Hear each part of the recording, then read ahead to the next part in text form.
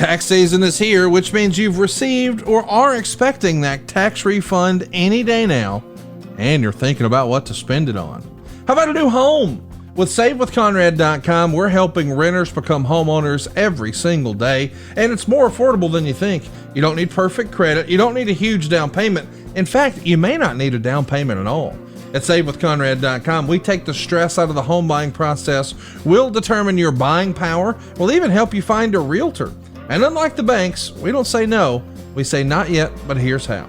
So if you're not ready right now, we'll get you on a plan to be ready. Stop throwing your money away, paying someone else's mortgage with your rent, and start the path towards owning your own home today at SaveWithConrad.com. NMLS number 2129, Equal Housing Lender. SaveWithConrad.com.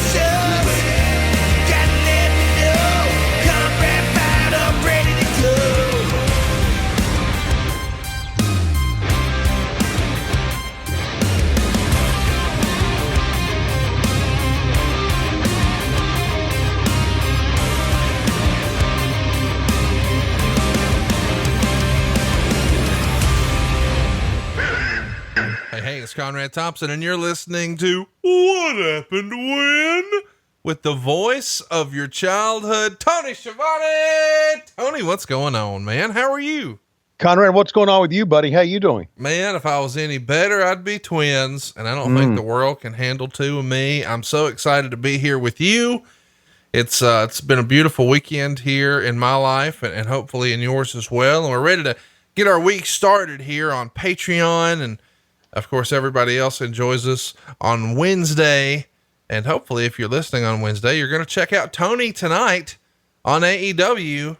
It's a big deal, man. Fight for the Fallen, Brian Cage, Jon Moxley. This was supposed to have happened, but COVID had different plans. It's happening tonight. World champion versus FTW champion. Who you got, Tony Tone? I got Jon Moxley, because Jon Moxley likes violence, and he likes now hang on a second. I got Jon Moxley, and that is without knowing what's going to happen. Okay. Oh, we're right. So yeah, we should. Yeah. Come on. Yeah. Don't everybody listen to this say, "Oh, Schiavone's already spoiled it. Moxley's going to win." I don't know.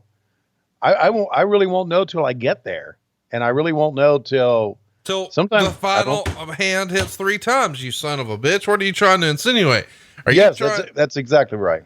Here's the deal though. Let's just talk brass tacks before we get into the reason we're here. And don't get me wrong. We've got a great show planned for you. I'm excited to talk about it, but first we wanted to do this right up front so we could get annoying Taz off of our list today, because the idea that both you and I would pick Jon Moxley to beat his thoroughbred, Brian Cage, is going to annoy Taz, and our phones are going to blow up. Well, I've got a remedy for that. Okay. You just put your phone on silent and pick it up now and then and ignore it. Well, what fun is that? So you like poking the bear? I love poking the bear. It's one of my favorite things to do. And we're going to poke the bear a lot today. We're going to be talking about ECW Heatwave 2000. And I'm excited to cover this one. It went down on July 16th in 2000. This is really, what was the way you used to describe WCW towards the end? A coffin on roller skates? A clusterfuck. Well, a coffin on roller skates is probably where ECW is headed here in July of 2000. And that pains me to say, but we know they're going to run their last show in January. So just 5 months after this, they're done. And this is one of the last big pay-per-views, and it's not without its own controversy. So there's a lot to unpack here, a lot to talk about. And there may even be some follow-up we're going to do over at adfreeshows.com and patreon.com/WHW Monday, because you and I have a friend who happened to be there in a professional capacity, and he's going to update us on some shenanigans. And they offered to do that on the regular program here, but of course we don't do guests here, and we didn't want to upset the apple cart. So it's just going to be me and Tony today, but at some point we're going to break off and have a few minutes and catch up about the controversy surrounding this show. And man, there is a lot of it. And you've never seen this show, right, Tony? No, I've never seen it. And about the controversy, I'm very unaware of what the controversy was of the show, with the exception of, now I did watch parts of it today, getting prep for this. There's a lot of females scantily clad. Oh, so you've already seen the spoiler. Let me just tell you, the start of this pay-per-view is going to be Tony's favorite start to a pay-per-view in the professional wrestling category ever. You've got to find it over on the WWE network. What I want you to do is go to In-Ring, scroll down until you see ECW pay-per-views, select 2000, and then select ECW Heatwave 2000 from July 16th. Tony, I've got it pulled up on my end. I'm ready when you are. I'm pulling it up too, baby. Ready?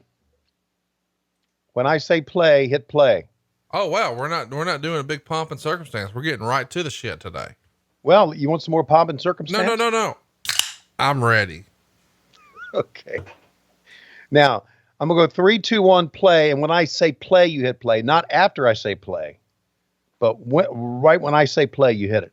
Okay. And by the way, if you want to hear this interrupted without ads, go to adfreeshows.com. We understand if you're watching along with us on the free version that comes out on Wednesday, occasionally Westwood One will drop an ad in there. Praise be. Thank you, our friends in New York City who make that happen. But we know it messes you up at home, and we want you to be uninterrupted. So take your ass over to adfreeshows.com. But as you know, as a longtime listener of the show, you don't have to be watching the show with us to enjoy it and have some laughs. Right. But it does sometimes make it a little more fun, especially when the show starts like this one. So here we go. In 3, 2, 1, play. Track it.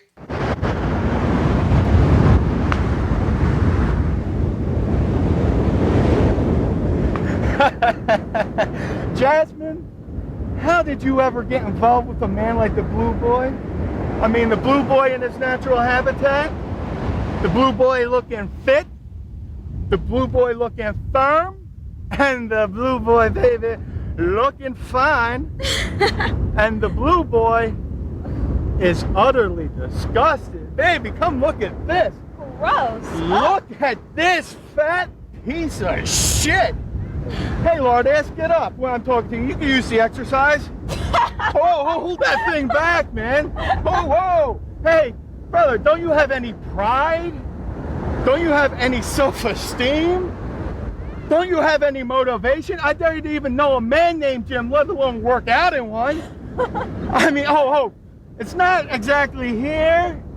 It's not exactly here, but it's right here that makes you a fat bastard. Oh, don't be jealous, Lourdes. I mean, nobody can look as good as the Blue Boy, but you wouldn't be man enough to handle a woman like Jasmine St. Clair. You blue piece of crap. Hey, what's with the fat attitude, buddy? Kick your ass. You ain't even worth the sweat of the Blue Boy's abs. Come on, honey, let's go.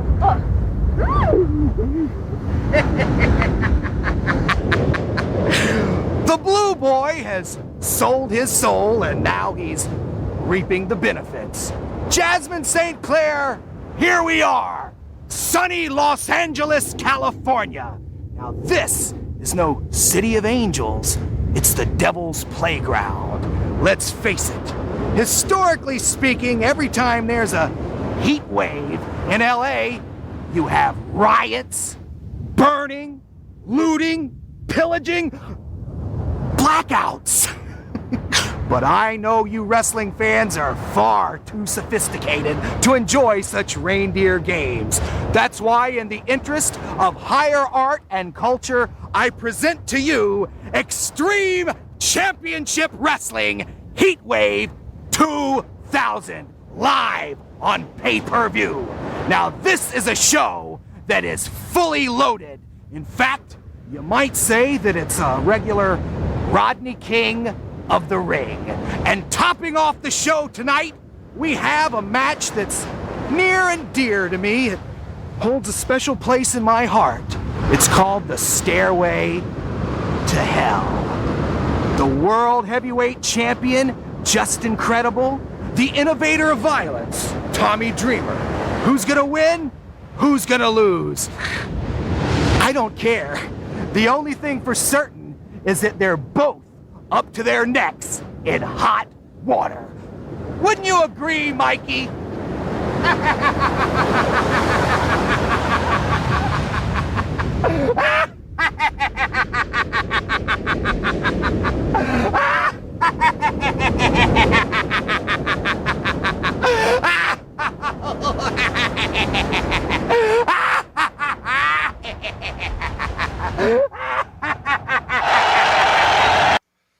Tony, What the fuck did we just watch?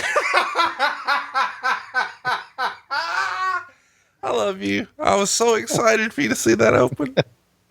First of all, Jasmine should have not worn anything. She shouldn't have worn anything because she didn't wear anything. Well, I mean, there was nothing to the imagination with her there. do you know what she's famous for, by the way? No, I don't. We'll talk about it some other time, but Was that Blue Meanie as Blue Boy? yeah. Wow, he looked good. Yeah. Wow, man. And here we are, and we're at the legendary Olympic Auditorium in L.A. And do you know why it's legendary? Well, they used to have wrestling there a lot. Yes, they did. It's also where they shot Ready to Rumble. How about that? And I think they also shot Man in the Moon, part of that there with Jerry Lawler. So many great things over the days. Mm-hmm. You know, I mean, it's one of the more iconic buildings, not a huge building, but certainly, one that saw its fair share ish. I mean, how about Rocky was shot there? Mm. I mean, I know you mentioned the wrestling ones, but dude, Rocky, come on. Yeah. I think it's just now just a movie set. I don't think they have any more shows in there of any type. I may be wrong. It may have changed, but I was told that it's just a movie set now. So maybe I'm wrong. Look at Joel Gertner sporting this fucking snakeskin neck brace. Isn't that something, man? He's looking good. And he's got that cut off look of the suit and just. No, he looks like, remember Tim in the summer suit? I know he killed the gimmick, but he used to walk around in suits with shorts like this and called it a summer suit. Yeah. Well, he never went full Gertner where the chest hair was hanging out, the taco meat. Maybe he should bring that back. Look at this group of fans here, man. They are into this shit, aren't they? Well, they love that he's foul and dirty, and we missed his limerick, but let me just assure you, it was probably bad. Yeah. But how about Blue Meanie dropping a whole lot of LBs? He went from a triple XL to an extra schmedium. And then the silly gag of Mikey Whipwreck being buried up to the neck and the waves coming in. Now, what you're seeing right now, we should remind you, is this is Don Callis, one of the head cheeses of Impact Wrestling these days. But in this era, he is an on-camera performer / co-commentator with Joey Styles. He had tried his hand with the WWE as a wrestler a few years prior. Bruce Pritchard crushed his hopes and dreams, and he carries a grudge to this day and thinks Bruce is a giant piece of shit. Anyway, the deal is he is representing the network. He's a heel. So when he comes out, as you see, he's got the TNN mic cube. The WWE had just inked a brand new deal to leave USA and come to Viacom.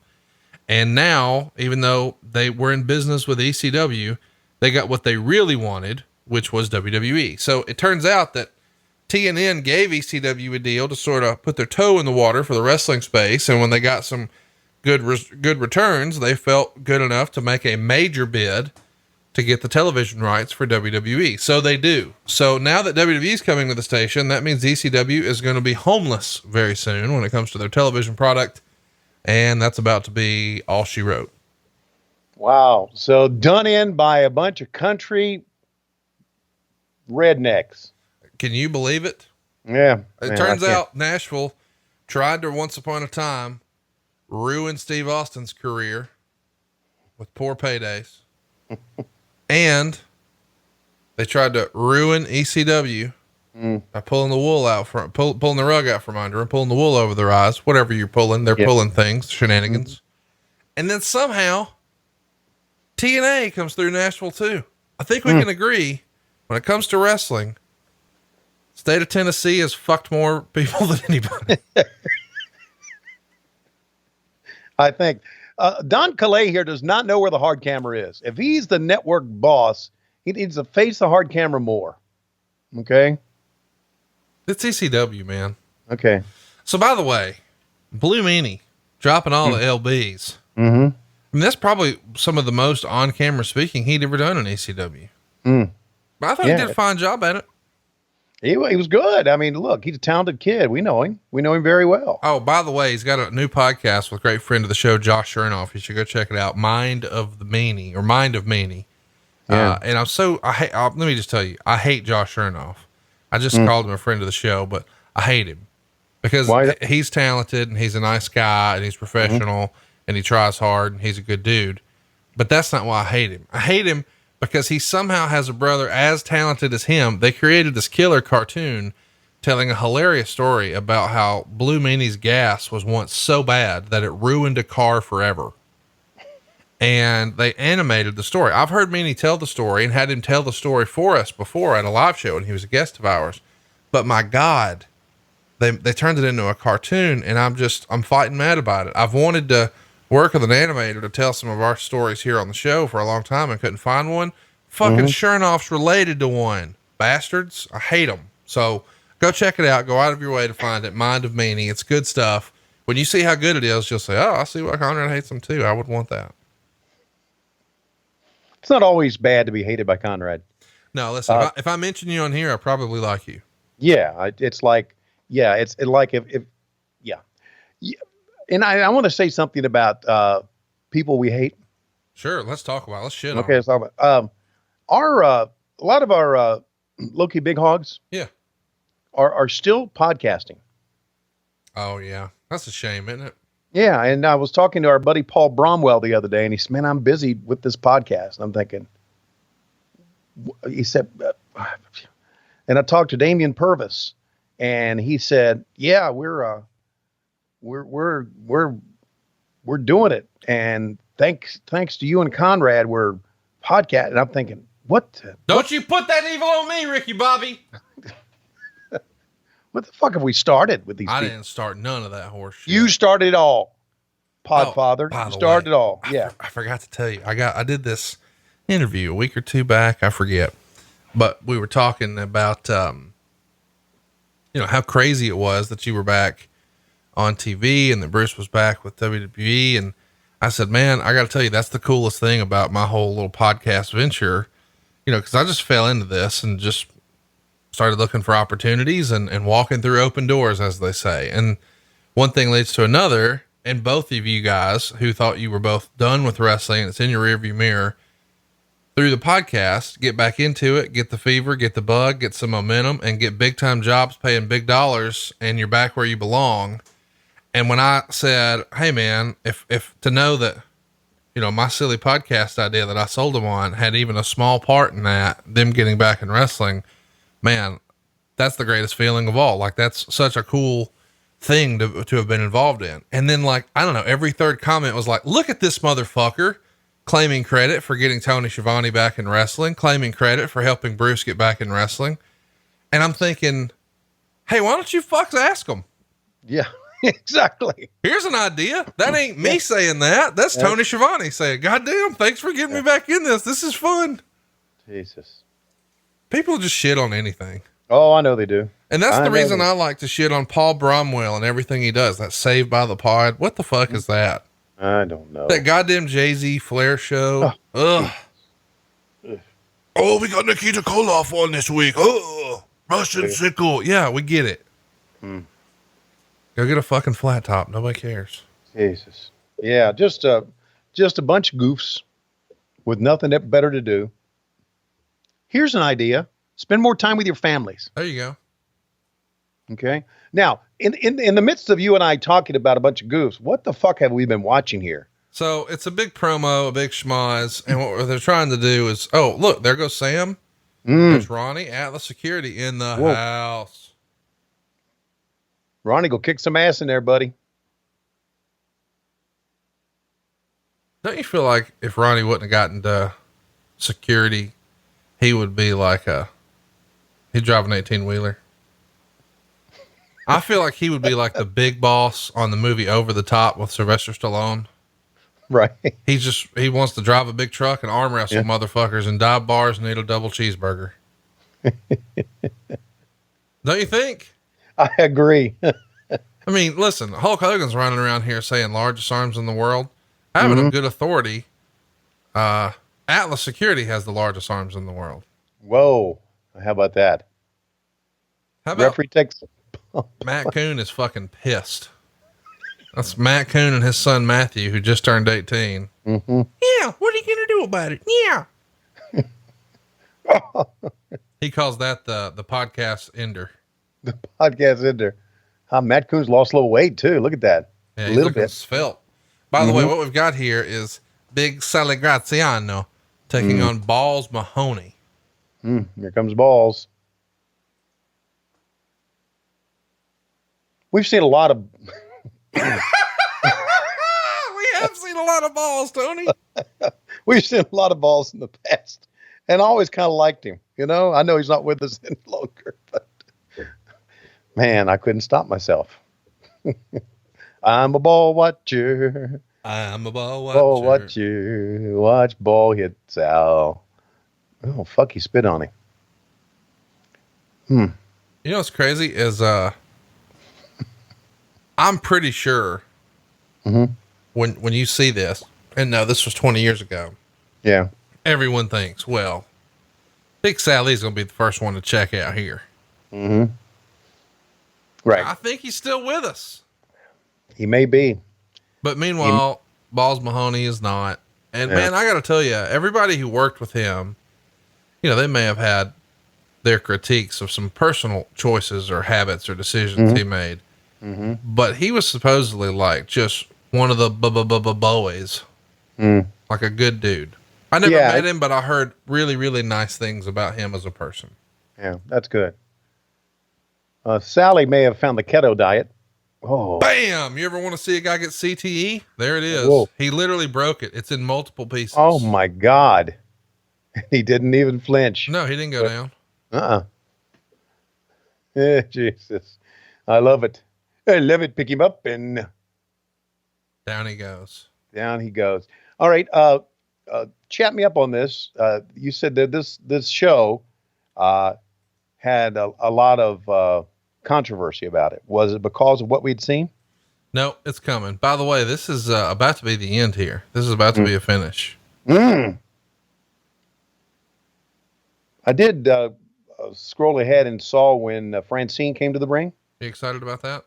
Yeah, and I was the commentary they did was whoa, really, really Risque. You couldn't get away with it today.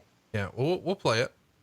There it is. By the way, here comes the referee Jim Molyneux, who, by the way, Joel Gertner had the best introduction ever for. Once upon a time, it would be like first the Dudleys weighing in at a slim trim, blah blah blah. Just you know. And their opponents, and then he would shit on them. And your referee is bald. Such a great fucking joke. Never gets old. By the way, Meltzer gave that a dud rating. It went a minute 39. He called it a basic squash. That's what it was. Yeah. Way to start the pay-per-view. Meltzer says, it's really a shame that in some circles, the ECW Heatwave pay-per-view is being best remembered for a publicity stunt by XPW attempting to make its name in the wrestling industry on something of a national stage than for a very strong ECW show put on. The show took place before a crowd of approximately 5,700, a near sellout, though there were free tickets being given away in the parking lot before the show on July 16th at the Grand Olympic Auditorium in Los Angeles, which, due to its national coverage, was, along with Madison Square Garden and the Kiel in St. Louis, the most famous pro wrestling arena in the U.S. during the 60s and 70s. Ever since the event was announced in LA, there were rumors that XPW, a Southern California based indie group by porn mogul Rob Black, patterned after ECW, that had already been sued for trademark infringement and contract interference by ECW, would cause some sort of disturbance. The company actually promised such on its website, leading to a ton of concern beforehand by ECW. As fans were being led into the building, the local security laid out the following rules: no XPW signs, no blank signs. ECW management didn't want to give XPW employees or fans a chance to create signs once inside, and no XPW t-shirts. XPW flyers for their show the following Saturday at the sports arena were on most of the car windshields in the parking lot, and they were being passed around in the building. ECW was assisted by a local musician named Doc Marley, who once worked for XPW and assisted ECW security in spotting out XPW wrestlers and officials as they tried to enter the building, and all of them were thoroughly searched. Jasmine St. Clair, the former porn star who had worked for XPW before getting into wrestling, but is now the girlfriend of Brian Heffron, the Blue Boy, and works for ECW, also pointed out various people associated with XPW around the arena. A few XPW wrestlers came wearing company shirts, but were forced to turn the shirts inside out. And, I just got a random call from Ronnie Garvin. On your phone? Yes, just now. Oh my God. It's Bobby Eaton with CW Anderson. Oh my God. And here we're talking about, porn. What the hell? What are we doing? Bobby Eaton looking good here, man. Bobby Eaton. What the fuck? Come on. I didn't even know he obviously was in ECW. I had no idea. Well, he did a couple random one-off shots, and this is one of them. Okay. I do like, though, an Anderson and an Eaton. Mm-hmm. That's cool. There's Simon Diamond. And that brings us to this today. Yeah. And there he comes. What a great gimmick he had too. Simon Says, and his man right here, his tag team partner, Johnny Swinger. Yeah. I remember Johnny. Johnny was pretty cool. He's doing a gimmick in TNA right now. Is he really? Yep. Just learned that. Wow. I hadn't been watching as much as I used to. Wow. How about that, man? Have some better sex with Blue Chew. Blue Chew's the original brand offering chewable tablets. These erection enhancing tablets help men achieve stronger, harder, and longer lasting erections for sexual activities. And Blue Chew is putting its money where its mouth is and offering you a month free. The process is simple. You sign up at bluechew.com, you consult with one of their licensed medical providers, and once you're approved, you'll receive your prescription within days. Blue Chew's tablets are made in the USA. They're prepared and shipped directly to your door, and you can take them anytime, day or night. So you can plan ahead or be ready whenever an opportunity arises. And the best part is it's all done online. That means no visits to the doctor's office, no awkward conversation, and no waiting in line at the pharmacy. Make your life easier by getting harder and discover your options at bluechew.com. And we've got a special deal for our listeners. Try Blue Chew your first month for free. Visit bluechew.com for more details and important safety information. But we thank Blue Chew for sponsoring the podcast. And why haven't you tried it already? Try your first month of Blue Chew free at bluechew.com. Good stuff. Anyway, so the XPW dudes are trying to get themselves over and get some attention. Mouse would say at one point, the Wrestler Supreme was wearing a shirt and some fans were chanting XPW, seeing it, and Atlas Security told him he had to turn his shirt inside out. He did so and shook the Los Angeles police officer's hands and proceeded to pose for photos and sign autographs. According to one XPW wrestler, before the show started, there had been dialogue through an intermediary who worked for ECW and knew Black and spoke with him about the show and the internet threat. Black supposedly told him there would be no problems at the show, but he had purchased $650 worth of tickets. ECW didn't believe him, hence enforcing the aforementioned rules for people coming to the building. XPW wrestlers and officials located throughout the building caused no incidents for most of the show and continued to pose for photos and sign some autographs. Although for the most part, most of the fans didn't even know who they were, except for the guys who looked like local indie wrestlers because Christy Miss stood out. She's a porn star. People were coming up to them for photos and autographs as the show went on, particularly in between matches. At the end of the Rhino Sandman match, Rhino, after winning, drank a beer to mock Sandman and threw the beer can in the direction of the XPW contingent in the front row.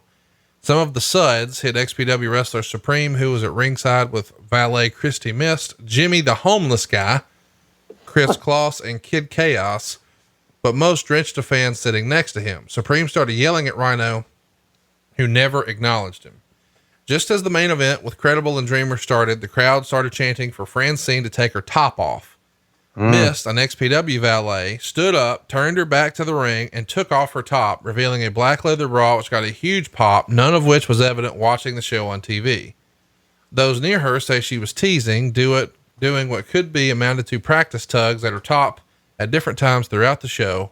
Apparently ECW officials noted it in the middle of the Rob Van Dam match, and before she could tease taking it off, Francine was in her face about trying to steal her heat, since Francine was supposed to do a spot where she lost her top as the focal point of the main event. According to one report, Miss shoved Francine, who shoved her back. Supreme started taking off his shirt, although most feel it wasn't to fight, but to turn the shirt around and have the XPW logo visible on camera as the commotion broke out. Mist went down. XPW officials claimed a security guard shoved Supreme, who fell into Mist. Another XPW wrestler took off his shirt, revealing an XPW shirt underneath. The camera strangely were showing that there was a major commotion for longer than would be expected, but not showing what the commotion was. The only mention was Joey Styles indicating a drunk fan had done something to Francine, while all the security in half the locker room emptied out and rushed to that corner of ringside looking for a fight, wisely not giving XPW any publicity. So how about that? That sounds like just like a bunch of outlaws. It is. In the Wild Wild West. It is. Meltzer would continue. The security chased the XPW wrestlers out of the building where a brawl took place in the parking lot. Enough of the fans realized a fight was going on outside that a large percentage of the audience was rushed to the back. To the live crowd, it largely killed the main event. According to numerous witnesses and people involved, the ECW contingent greatly outnumbered the XPW contingent, and it was a far more violent brawl on the street than in the arena. Lots of punches, in particular, New Jack, Jack Victory, Sally Graziano, Roadkill, Chili Willy, Mikey Whipwreck, and even Paul Heyman were thrown on their outmanned foes. One wrestler who was a witness said it looked to be 20 ECW on 7 XPW guy odds until they were able to escape in a limo, but not before taking a pretty bad beating, including an XPW ring crew guy, which XPW claimed was knocked down by a wrestler and then punched and stomped on repeatedly by New Jack. There were Los Angeles police officers watching this, the ones working the show. Nobody extra was called, and no charges were filed, and nobody was arrested, which was also sounding strange, but was explained that they were upset at the behavior of the XPW crew. Now here's the word I got. You've got fucking a shoot brawl happening in the parking lot where guys are getting the shit beat out of them. But the cops don't do anything. So I know what you're thinking. Well, why not? Let's remember, we're at a wrestling show. So when we see 20 wrestlers fighting 7 wrestlers, we're probably going to think it's part of the show. Right. It's not like they're beating up meemaws and little kids. Right. These aren't fans. These are all professional, quote unquote, play fighters. Now, I'm not dismissing it, but I'm saying they probably think this is a production. This isn't real life. Oh no, he's punching him in the head for real. They just assume RASSLIN, that's wrestling. And of course they're in Hollywood, so to speak. Yes. Right. So they're used to seeing shit like this and just assume, oh, well, this is just a storyline. This is very engaging. I mean, are we going to see parts of any of this, or did the network cut it out? We'll see a little bit. Okay. Meltzer would write, Paul Heyman after the show said he couldn't comment on anything because he expected it would turn into a legal situation. It's considered that both sides were considering legal action against the other. ECW for XPW's alleged attempting to interfere with a live television broadcast, and XPW outright said a lawsuit should be expected within the week, claiming their attacks inside and outside were physically unprovoked and excessive. They posted a big thing, Meltzer would say, quote unquote, baby facing themselves. And he says, Rob Black, the owner, went even more out of control later in the week, challenging ECW to send 5 wrestlers for a shoot fight UFC style, claiming that ECW only beat up ring crew guys and, not only the wrestlers, but bragged that Mist can be seen performing in porn videos, which I guess makes her better than Francine. I should mention that I know that sounds silly, but both ECW and XPW are leveraging adult films. Like Rob Black really owned a porn company called Xtreme Associates. And this was a company that had federal situations on their hands because some of the stuff was so over the top. Like they said, this crosses the line. Boy, that's, They were known for, vomit, simulated rape, fists. He had to spend some time in jail. So there's a lot of stuff going on, right? And so in the middle of all of this, where they're trying to sort of get their name, and what they're doing, by the way, calling themselves, I mean, the name of the porn company was Xtreme Associates. They wanted to call themselves XPW, like Xtreme Pro Wrestling. Well, that sure sounds an awful lot like Extreme Championship Wrestling. And then they started to hire guys who were upset or pissed off with Paul Heyman, including Sabu. So like at the time this happened, Sabu's not with ECW, he's with XPW, but he doesn't participate in any of the shenanigans where he's going to go sit front row or anything like that. But his idea was, hey, let's get, some of our porn girls from our porn production company to be valets in the wrestling. And on the surface, that sounds like, well, I don't know about that. But then you realize what videos do best for wrestling promotions on YouTube, even in 2020. And you're like, well, turns out guys would pay for that. Yeah.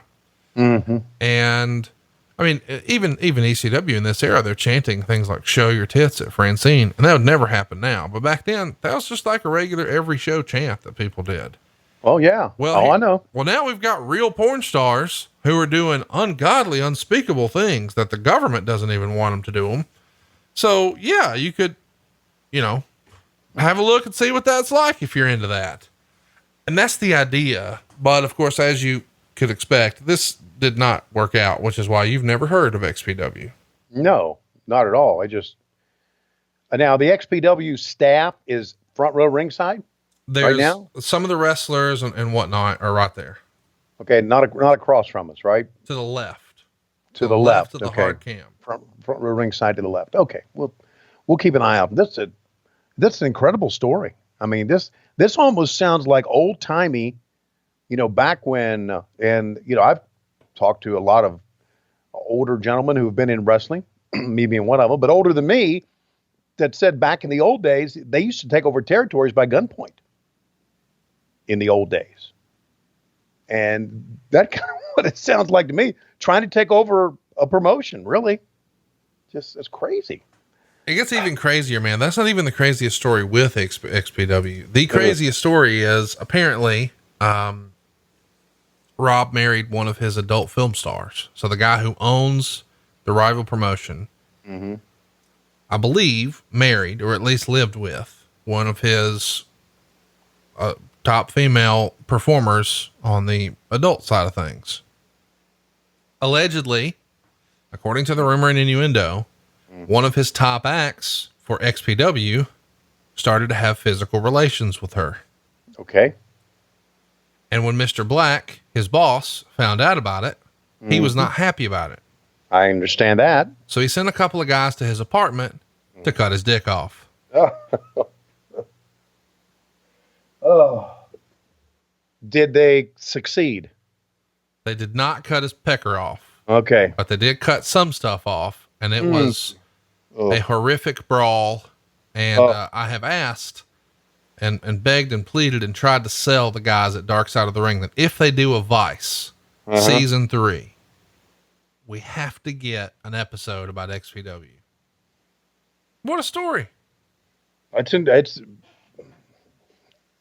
It got my attention. I can tell you that, man. I mean, here's what's great. This is what happens in indie promotions. Mm-hmm. Meanwhile, with WWE and WCW, Vince hires Eric Bischoff to make out with his wife and daughter. RASSLIN, that's wrestling. Well, I'm glad to say that, happy to say that we have evolved in the 20 years. All the right ways. Meanwhile, Conrad, we've seen some pretty spectacular bumps in this match. Yeah, this is a good match. So as a reminder, what we're watching is Danny Doring teaming up with Roadkill and Kid Cash. Mm-hmm. They're going to take on Simon Diamond, Swinger, and C.W. Anderson. They're going to go 11 minutes and 3 seconds.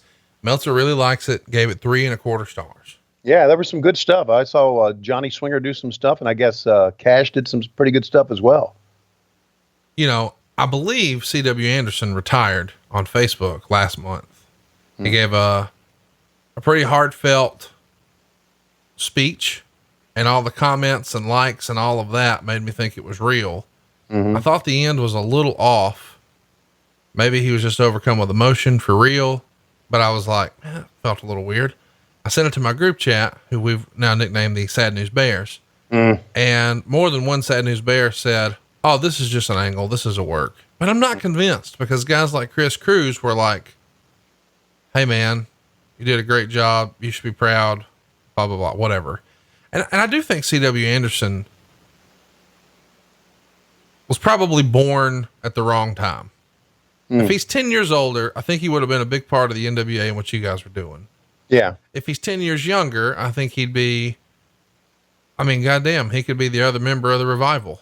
Mm-hmm. The Revival wanted to do a 6-man.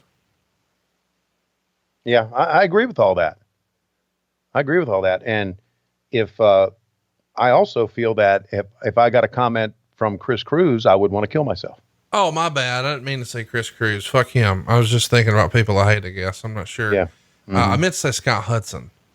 I'm friends with Scott Hudson on Facebook, and I saw Scott make a comment. So I was like, wait a minute. Is he saying that to C.W. Anderson? What's he doing? Mm. Yeah, I get that. Well, look at this, man. Hey, that was a big move for 2000. Yes, it was. And it was executed quite well. Danny Doring over the top onto 3 guys waiting. And of course, Roadkill's trying to send Kid Cash. And Roadkill drops down, springboard off the top. That was a big time bump right there. Yes, it was. And again, I mean, the fans are just eating this the fuck up. Again, just really done well. Now, wait a second. Is big guy going to do it? Look at this tease from Roadkill. Oh God. He looks like Cassio Kid right here. Yeah, he's skinnier than Cassio Kid. Oh, well, there you go. You didn't think he was going to flip though, did you? I didn't know what he was. Who know? I didn't follow ECW, and so nothing surprised me with them. Oh man, I'm so excited! I forgot to remind you. Guess what we're doing next week? What? We're watching a little person beat off in a trash can. Oh God, we've been talking about that for weeks. Trash can, trash can, trash can, trash can. God damn, I love this show. We get to watch little people whack it off, whack it off in a trash can. Call it wrestling, yeah. Man, we just saw a pretty good Alabama jam there from, who was that? Who's that in the purple? Is that Cash? That's Danny Doring. That's Danny Doring in the purple? Rolling around on the ground?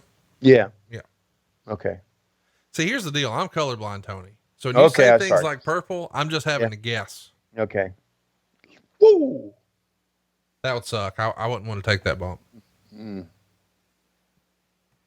Yeah, these 6 guys are actually putting on a pretty good show for us here. I used to be convinced in this era, Kid Cash was going to be their top guy.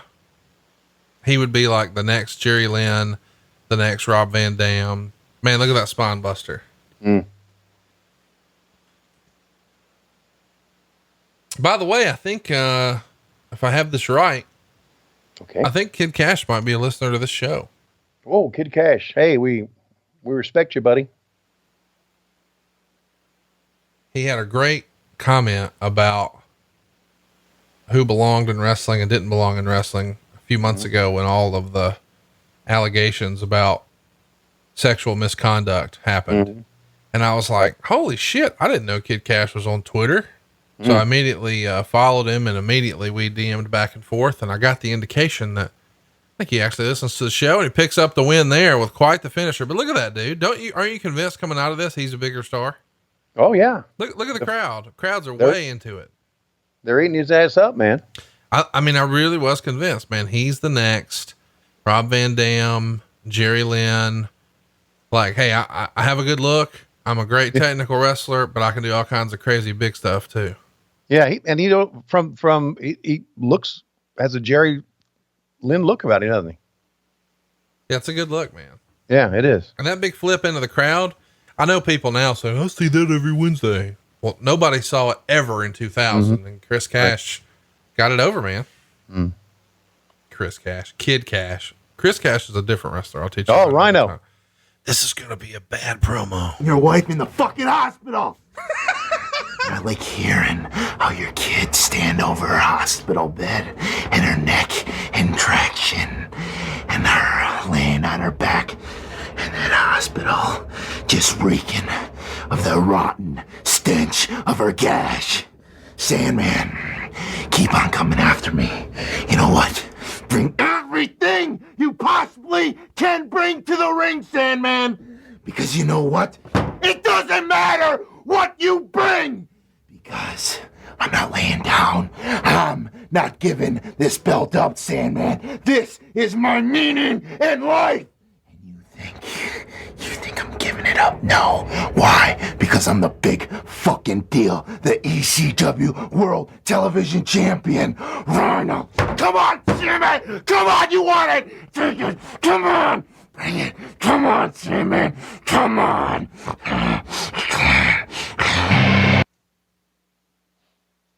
What the fuck?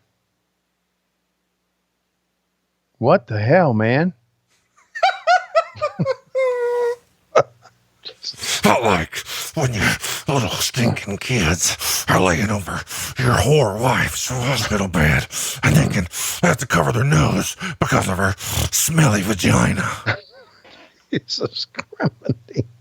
Come on. I mean, listen, Heyman was producing all of that. I blame Rhino for nothing that was said right there. That's probably exactly how they asked him to do it and what they wanted him to say, and he did.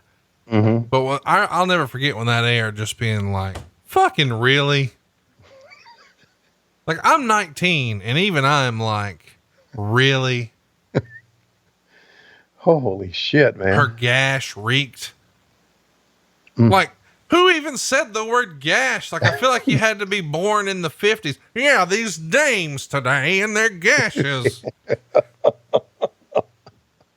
Oh man, Jerry looks good, doesn't he? By the way, you want to talk about a fucking clinic? You're about to see why ECW still had hardcore fans. This is going to be a badass match. The king of old school, Steve Corino, taking on the new fucking show, Jerry Lynn. They get plenty of time, 15 minutes, 25 seconds. Meltzer was a low-key hater, gave it 3 1/4 stars, but there is a spot in here that you are going to fucking love. Okay. So 3 3/4 stars is a hater. Well, this is better than that. Okay. All right. I get it. My point is, if this match happened in Japan, I have busted your balls about that very saying for 3 years, and I just couldn't wait to eventually use it on you. Couldn't say it without laughing. There you go. By the way, I heard you chuckle earlier. I bet one of your favorite wrestler names of all time is Homeless Jimmy. When you said that, I'm thinking, was it really a wrestler or really just a homeless guy they brought in with them? You know, I fucked it up. It's Jimmy the homeless guy. It doesn't matter. Just use the word homeless.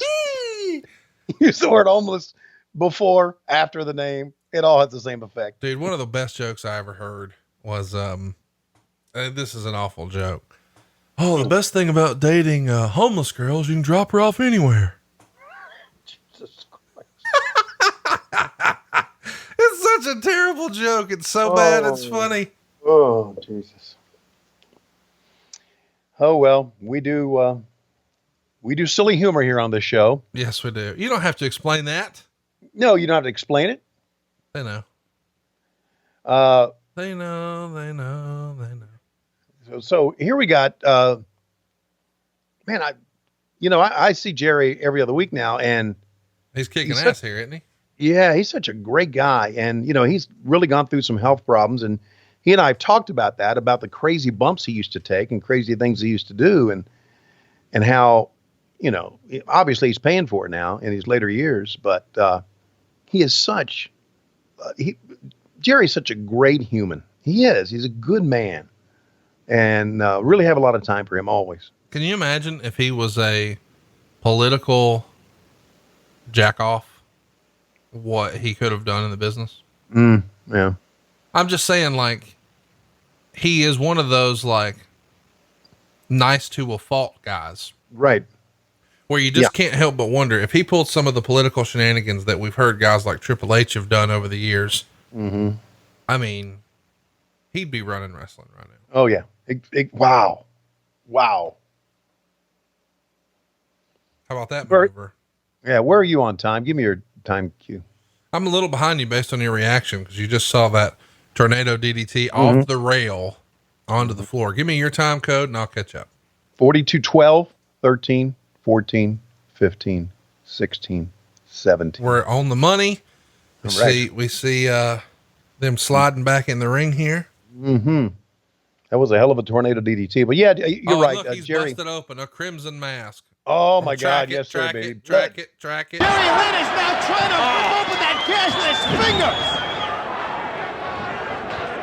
Now you're partly responsible for this. What are you talking about? Back in Chicago, Tajiri had you locked in the tarantula after you had been misted.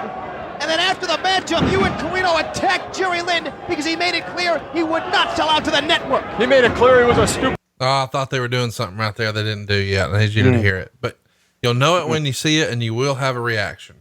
Okay. By the way, this spot right here, stand in the corner, punch him in the head 10 times. That left 10 years too late. That's right. Oh, power bomb onto a chair. Man. And Corino is pouring buckets. We often talk about, that's old school. Well, he was calling himself the king of old school, even here in 2000. He's got the old Austin Hall kind of boots on, Barry Windham, Dusty Rhodes-esque. But, and even the Macho Man for that matter, but he has a crimson mask, as Gordon Soley would say. Good God. I mean, guys with blonde hair always showed off the blood better. Oh, I mean, obviously, Flair was the master at that, but I mean, this is kind of Flair-esque right here, the blood. Oh, big time. Yeah. Good God. Somebody say something about a blade job.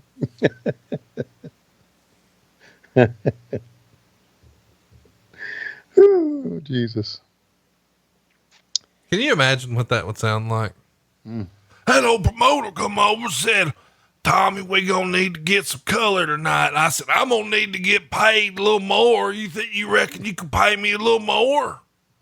I got the blade right here. I'll either put it back in my bag or I'll tape it to my finger. You tell me what you're gonna do. That conversation has happened, right? Oh, of course it has. You know what? The next time we do a low-key big hog get together and the world is back to normal and people can travel again, we need to book Tommy Rich on an Alabama return match. Are you okay? Yeah, I got some equipment here that fell. Go ahead. I'm sorry. Did Lois just fall? No, it'd have been a bigger thud than that. I got to get rid of these speakers. But anyway, yeah, can I really rain on your parade on that? What are you raining on? The world will never be back to normal. We'll never get together again. Well, no, we are getting back together. Quit we're jacking not. off the robot. All right. And let me finish here. When Tommy Rich comes back and Cassio Kid brings him over to the Boot, which is our favorite dive bar inside by the hour motel. Well, it's tremendous. It's my favorite hangout in Huntsville. I go 2 days a week. But my point is, I'm going to ask Tommy before we go in, you think we could get some color tonight? And just see what he says. Because can you imagine if in the middle of our visit, he started fussing with Ed about the bill. Ed went to give him a DDT on the floor and he came up just pouring blood. We got to get bloody Tommy Rich at a bar. We got to do that. I think Tommy Rich kind of become one of us, hasn't he? You know, one of our, oh, for sure. Yeah. One of our low key big hog kind of guys. Let me just say this. If I'm at that show, I don't want to be arguing with a guy covered in blood. No, I don't want to. And it's not because I think it's going to hurt me. It's because I don't want his goddamn blood on me. Right. I don't get it. But I guess, now. you know, the rabid fans who are right up against it, they don't give a shit. And I mean, he has been bleeding for multiple minutes here now. Holy shit. Yeah. And think about this. We're all wearing masks right now. He's bleeding on motherfuckers. Droplet that, my ass. Yeah. Which brings me back to my point that, we're like this forever. Everything sucks. My name's Tony. I'm negative. Yeah, no, we're not getting back. Everything's going to be fine, Tony. No, it's not. God no, damn it. Be an optimist. You know, you've been doing this our whole fucking relationship and it always works out better than you thought. What? Being negative. Being a realist. No, you're always negative, and I try to get you to speak positive shit into existence. I mean, you used to say, AEW will never hire me. I'll never work in wrestling again. Now what, motherfucker? Well, Cody, you know, Cody Rhodes is on your phone more than Lois is. I was really wrong there. And other times. Okay. You didn't think this podcast would work. You didn't think anybody would buy t-shirts. You didn't think ad-free shows would work. You didn't think anybody would want to come to a low-key big hog get together. You didn't think that your son did have a birthday this past weekend, but he did. And happy birthday, Matt. I forgot to text you until right now and I'm busy. So I hope you listen and you get the message that I wished you a happy birthday. And I didn't get you confused with Chris, which I often do. Then I just remember one of you's smarter and one of you's mouthier. I'll let you figure out who's who. Still, not trying to be negative. I have no trust in anyone in authority in the United States of America. None. Trust in me. Zero. Trust in me. All right. None. Dude, look at his hair. Jeez, look at his face. I can't, this may be one of the better blade jobs we've ever seen, ever. He's so weak he couldn't get over the top rope though, and I'm not mad at him. Fuck, he's a court low. And look at the people who usually are kind of rabid. They're like going, what the fuck are we looking at here? What's a horror movie? Oh, Jesus. Have we seen the spot yet you're talking about? No, you won't. You will not mistake it. Okay. It is one of the more iconic ECW moments ever. And it happened when they were on roller skates. When I see Jerry, I got to talk to him about this match. Oh God. I don't want to take a DDT like that. I don't want to be a pro wrestler, Tony. This feels like this would hurt. Yeah. I'm thinking if I'm Steve Corino, I don't kick out there. Fuck it. I agree. I'm like, you know what? I'm done. All right, track it. Steve Carino showing a lot more fight than any of us gave him credit for. What an... Oh. Jerry Lynn now wearing Steve Carino's blood as war paint. Oh, my... Joey! I'm going to be sick right about now. You see what Jerry Lynn is writing on his own body with Carino's blood? He just wrote die! He wrote the word die on his... Can we please go to commercial? Can you believe what we just saw? Oh. You know what? I hate to say this, but I fucking loved it. It's the coolest fucking visual. And you know what? It had to be ad-libbed. Had to be. Yes. Fuck. Pretty good back kick too. Dude, I'm telling you, if Steve Carino and Jerry Lynn were 10 years younger, they're main eventing. I don't know if it's Monday, Wednesday, or Friday night, but I know that's where they'd be. And this is just one of those times where at the moment, if you weren't The Rock or Stone Cold or Bill Goldberg or Hulk Hogan or Ric Flair, it just wasn't happening.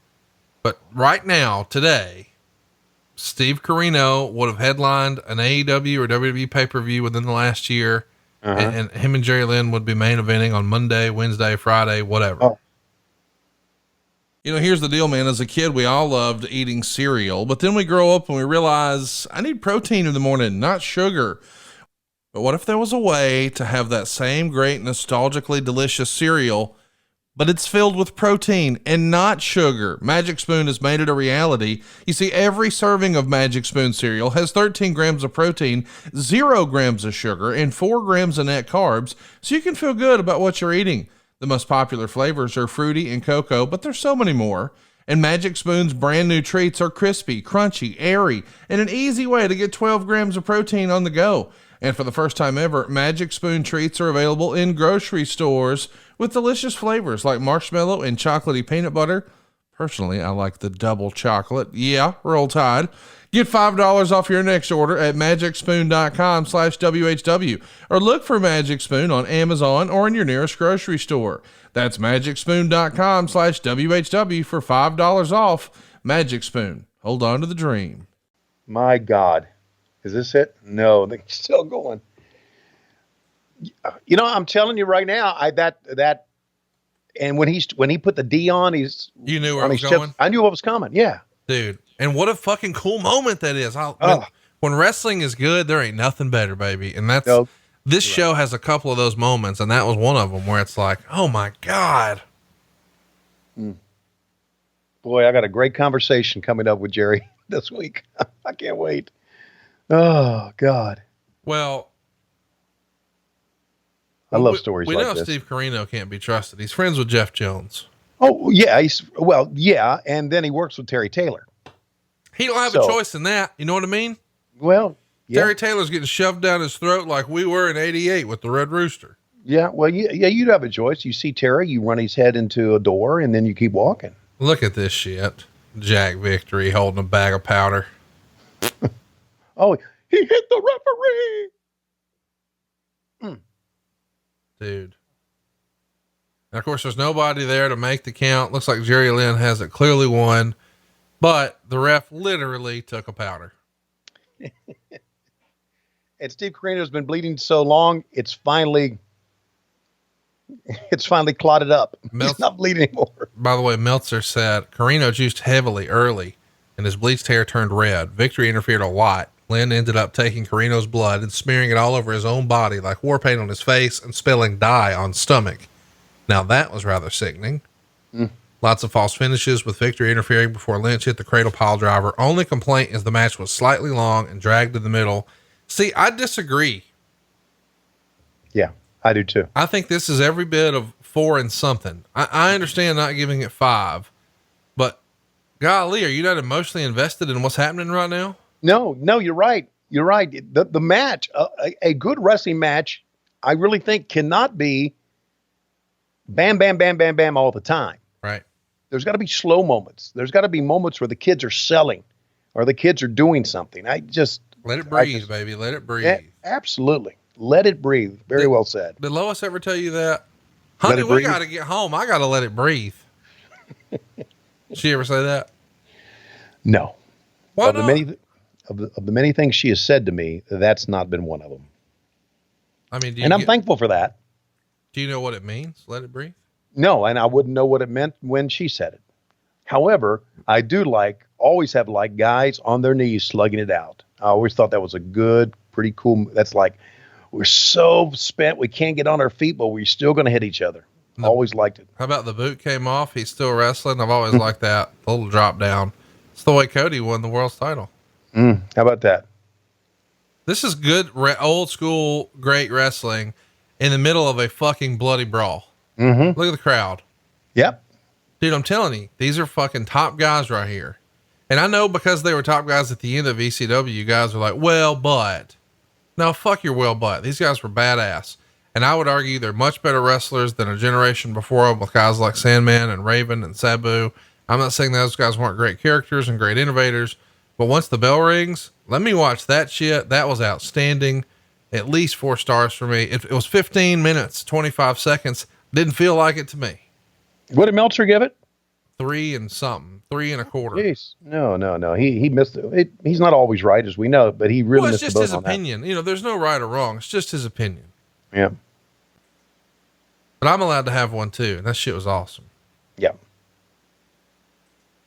I'm so happy we're watching this together, man. I love watching wrestling with you. I love watching things I missed. And obviously I missed because in 2000 I was calling shit. Well, but there's some shit here too. There's a lot. I mean, and here's the thing. WWE was not that great in 2000. You heard a couple of little inside references there to start the show from Dr. James Mitchell. Here's the replay. You want to call it, Tony? Up on top is Jerry Flynn. Take a look at what he's doing here. He's diving. He's coming across. Oh, he sends both of them down. My God, it's Steve Corino. He's a bloody mess. Later, he will be. Here comes the tornado DDT, I do believe. Oh, did you see him grab the blade out of his hand? Oh my God. Oh God, you could see it. And there he cuts himself as he went down. Oh God, we're not going to rewind it, but go back and look. You could see him grab his blade. Wow. Oh man. Got to give him credit, man. He Dustin Rhodes it. Oh my God, dude. Just like Dustin did at Double or Nothing last year. Back when everybody was normal. It was a fucking great show, man. I think it's kind of cool that the first set of figures y'all are doing at AEW, they're all wearing their outfits from that show. I just realized that this week. Yeah. That's pretty cool. We got a good working relationship with those good guys. They are good guys. And I think me and you are going to be doing some stuff with them here pretty soon here on the program. Cool. I'm not normally a figure collector, but as soon as they announce those, you know, just because of my relationship with some of the guys and the idea that, you know, they're all wearing their gear from that first show, which we participated with Starrcade, and you actually got to sit ringside. I knew I wanted them, but then I actually got to work with the folks who were, you know, making the damn things, and they're top notch. Like, they're one of us, man. Big wrestling fans, big collectors, great guys. Excited to be working with them. Yeah. Me too. And you know, I need to say something about being ringside at Double or Nothing back in, 2019. a year ago. Yeah. 2019. That was kind of a surreal moment for me.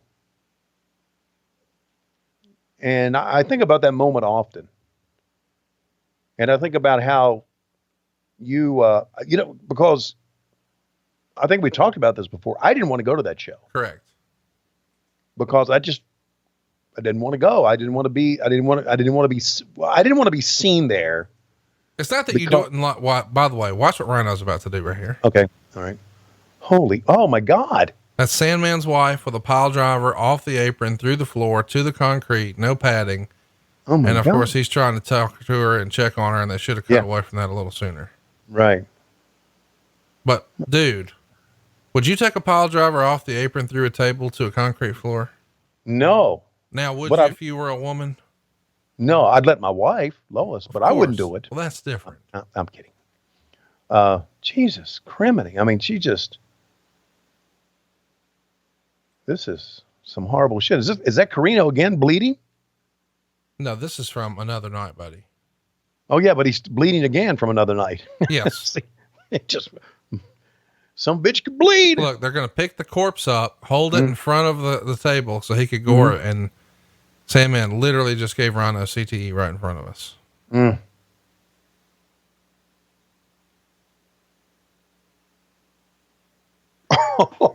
Oh, Jesus. A gore through the table with his wife in his arms. ECW, ECW, ECW. But look at the fans. Oh, they're all into it because nobody knows what to think. I know. There's like, what the fuck have we just? All right, let's try. All right. Rhino, you've speared my wife through a table. You've pile-driven my wife from the apron through a table to the floor. Put her in the hospital.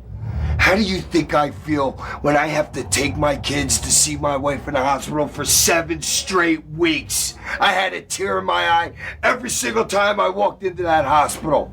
My kids were crying also. You know how that makes me feel, Rhino? You know what that makes me want to do to you? How do you think I feel when every night I put my kids to bed and the last thing that comes out of their mouth is, Daddy, when's Mommy gonna come home?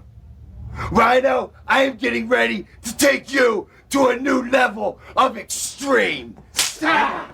Come here, you little fucking bitch! I'm not done with you! Come on! You're going for a fucking swim! You little fucking bitch! Come on! You're not trying to fucking you fucking bitch! Yeah! Yeah! Oh. Tony, describe what just happened. A big old guy hit a guy in the head with a kendo stick, giving him CTE, and grabbed his wife to stick her head down the toilet. And of course, they shut the door. Rhino is off the fucking chain, man. Oh, Lord. This whole fucking show's off the fucking chain. This show was derailed a long time ago. And to boot, as you've told the story, there's shit going on in the arena that we can't even see. Oh, man. ECW. By the way, coming up next, well, I don't want to give a spoiler. Okay. There is something fun coming. Well, he just waved in, and he waved in Don Marie. Oh, there you go. Don Marie. See, I get it now. Don Marie is playing the part of Excalibur. Don Calais is playing Jim Ross. And of course, Joey is playing me. No, that's not true, because see, Joey's actually doing play-by-play here. Oh, got it. I just thought we were lined up on camera. You see the banner behind Don Marie? Yeah. That's you on Dynamite. He ain't saying, I mean, he ain't talking, but we see him. He's right there. No, son of a bitch, I'm talking more. No, all we see, by the way, is that goofy fucking earring. Don't you start that bullshit again. That goofy earring you've got. Did you at least swap out your Paul Wall fucking middle of the mall riffraff bullshit CZ with a real goddamn diamond now that you got that sweet con money? Stop with the sweet. Stop with that shit. Okay. First of all, I'm not going to put a diamond in my ear because I'll fucking lose it. Okay. What about in your teeths? Will you put a diamond in your teeths? Can we get you to get a grills? No. Get a grills. What if I get you a grills where you wear it? Listen, there are plenty of ways to piss away money. I know. Okay. Well, here, speaking of ways to piss away money, here comes New Jack. Oh my God. He's on crutches. He's walking legged. Oh, so, he's got to get up on the balcony here, even with a broken foot. Could he go any slower, do you think? No, that wouldn't fucking stop him, right? There's Ronnie on the right. There's jacked up Don West on the left. Tell me that ain't jacked up Don West when you see his head in the frame again. Bam. Jimmy Suzuki. Oh God, Jimmy was around there. Look, fuck, man. I'm telling you right now, if I'm the other promotion, okay. Oh, there's Tony DeVito and Angel. By the way, we got a lot of ECW alumni listen to this. Tony is a listener to the show. Shout out to Tony. Hey, Tony. Appreciate you, buddy. And when New Jack just taking his time going to the ring, and now that he is getting wailed on. Woo. So these are DeBaldi's, right? DeBaldi's. Look at you. Mm-hmm. Well, it's on the back of their shirt. I can read that. You know what I just realized? What? I think you're the most famous Tony in wrestling history. I would argue that you're more popular than Tony Corino. I would argue that you're more popular than Tony DeVito. Well, how about Tony Atlas? I was going to say even Tony Atlas. Yeah, you're more over. You're the most over Tony. And then, of course, it's DeVito, then Atlas. No, it's Tony Khan. Oh, shit. Yeah. I forgot about him. I didn't. No, he don't count. He don't count for real. We're talking about. What the fuck? I'm not. Hey, those comments from Conrad Thompson and not agreed upon by Tony I don't Schiavone. mean that, you shithead. I mean, he's not on camera. Oh, Like, I got you. like not backstage. Like, yeah, there's probably been really important people that I can't think of right now behind the scenes besides Tony Khan. I mean, like, you know, you do commentary or you're in the ring, whatever. Oh, I thought of a great shirt. I'm going to get Ryan to put this together for us over at lowestrules.com. It's going to be a black shirt with white letters, and we might do a few other fun colors, but it'll say in a very official font, non-bumper. Non-bumper? And I want you to wear one, Taz to wear one, JR to wear one. Just people who are working at Dynamite that day when everybody's doing their walkthroughs and their 1 p.m. meets and all that. Just identify yourself for people who aren't sure that you guys are the non-bumpers. We will. I think it would be cool if people in the crowd wore it too. And how about this? If the wrestlers would have been wearing it, or if the fans would have been wearing it this night, the police would have made some arrests, but they couldn't tell who's wrestling and who ain't.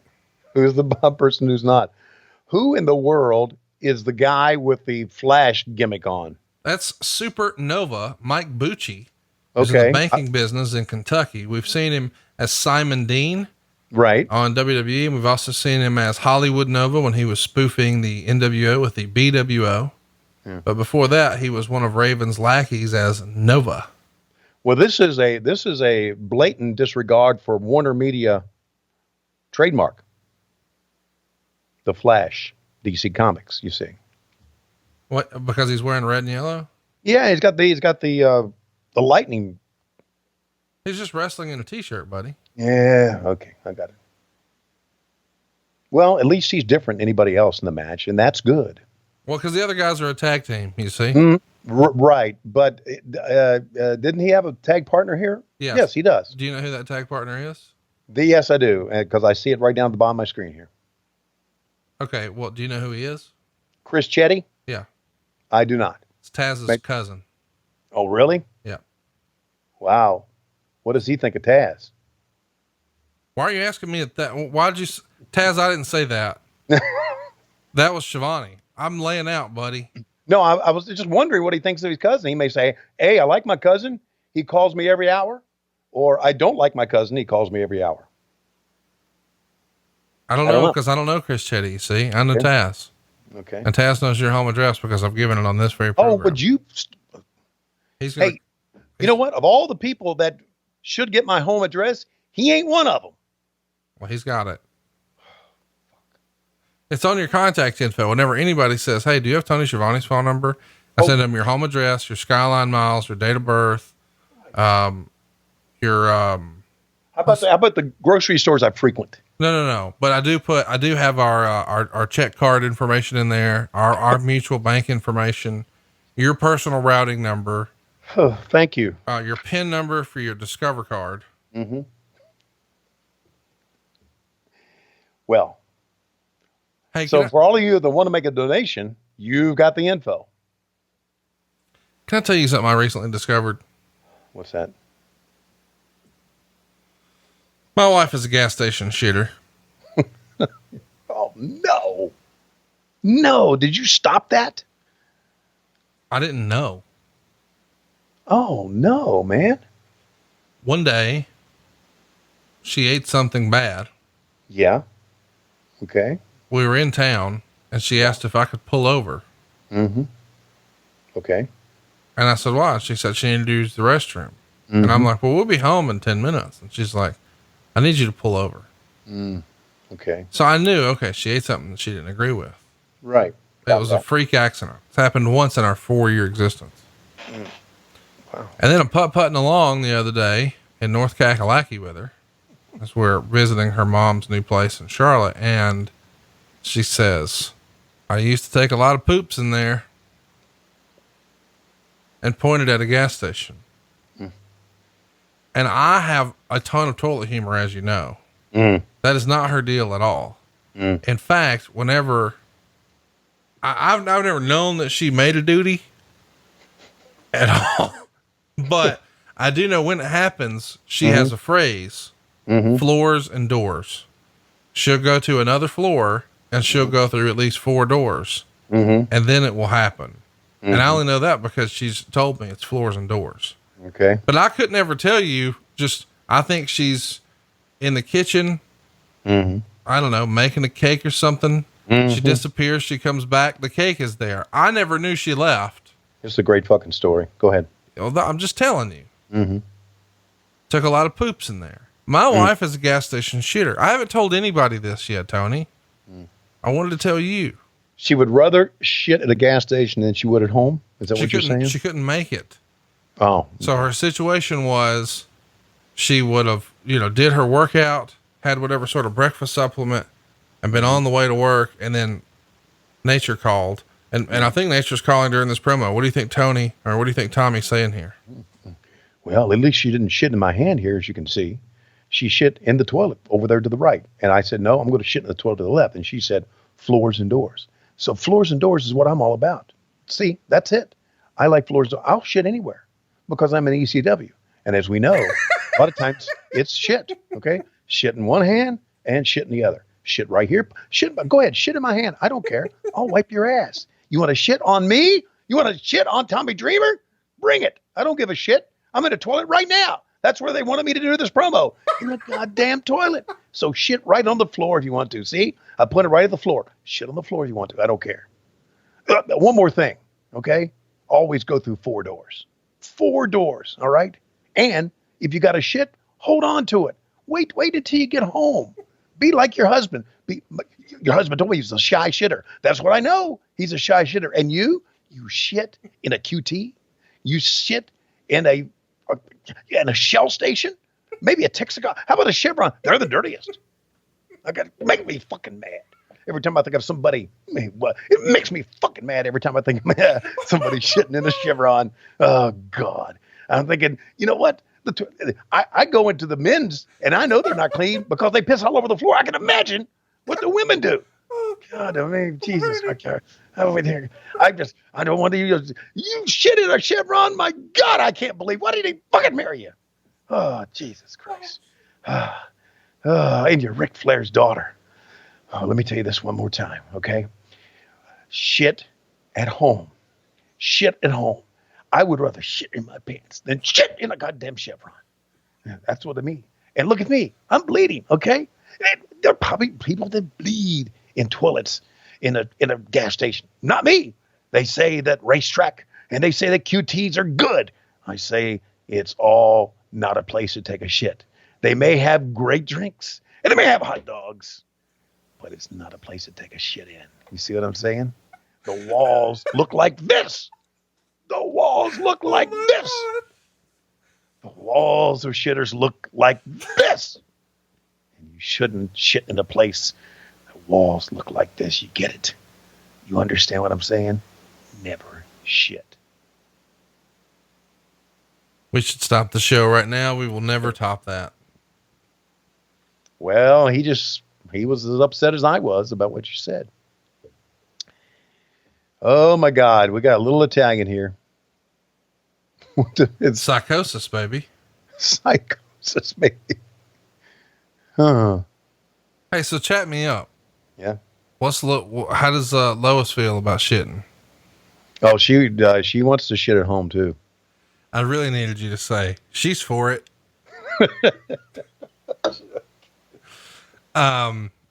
So she likes to shit at home. I think everybody likes to shit at home, but if nature called, she'd blow it out of a BP. I think she would. I think anybody would, wouldn't they? Well, let me tell you this. This is something we haven't talked about before. Mm-hmm. All of my vehicles in the trunk is a little packet of wet wipes. Right. Just in case. Just in case. Yeah. And when you go out of town, do you pack extra underwear? No, I don't wear underwear. Oh, okay. Wow. That's what you and the American dream have in common. Okay. I always pack an extra pair of underwear. Well, no, that's not the only thing me and Dream have in common. No. Vince hired us both as a rib.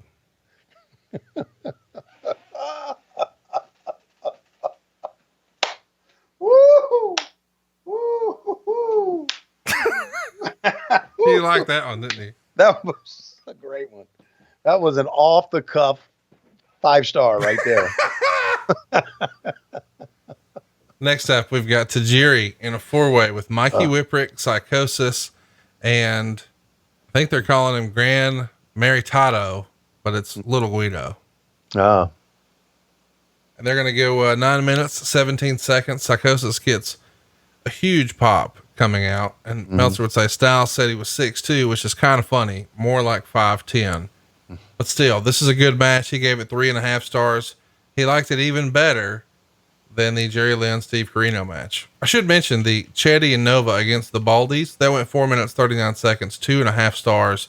Unfortunately, our man Tony did not win. Chetty and Nova did. But Tajiri, such a great talent, so underrated. Oh yeah. I mean, you talk about another guy, dude, imagine if he was doing his thing right now for the first time and had a pro wrestling tease story. Are you kidding? Yeah. He'd be blowing up. And Little Guido, criminally underrated, same thing, excelled at everything he ever did, supposedly all around great guy, but just in the era where, you know, he wasn't the biggest guy. Yeah. You telling me he couldn't have some fun working matches with, I mean, I'd love to see him really get to test his mettle against a guy like Roderick Strong or Adam Cole or, you know, some of those guys we know to be the upper echelon right now. Yeah. And even back in the day, years before this, being a WCW cruiserweight when the cruiserweights were great. Yeah. He probably would have fitting well. We saw Tajiri, and Mike Awesome. Remember that match we saw, which was tremendous. I believe I'm right about that. Here we go. Are you talking about with all the crazy tables? Yes. That was Masato Tanaka. Oh, that was Tanaka. Okay. Sorry. That's all good. Okay. And they just dug Mikey Whipwreck out of the sand. Yes, they did. And by the way, he has a great podcast too. FRM, him and Jerry Lynn get together and chop it up and talk about the good old days of ECW. So check them out. And, Father James Mitchell, who, I know to be a nice guy. I got to tell you, creeps me the fuck out with those weird fingernails. Yeah, he was good. I mean, he was creepy good.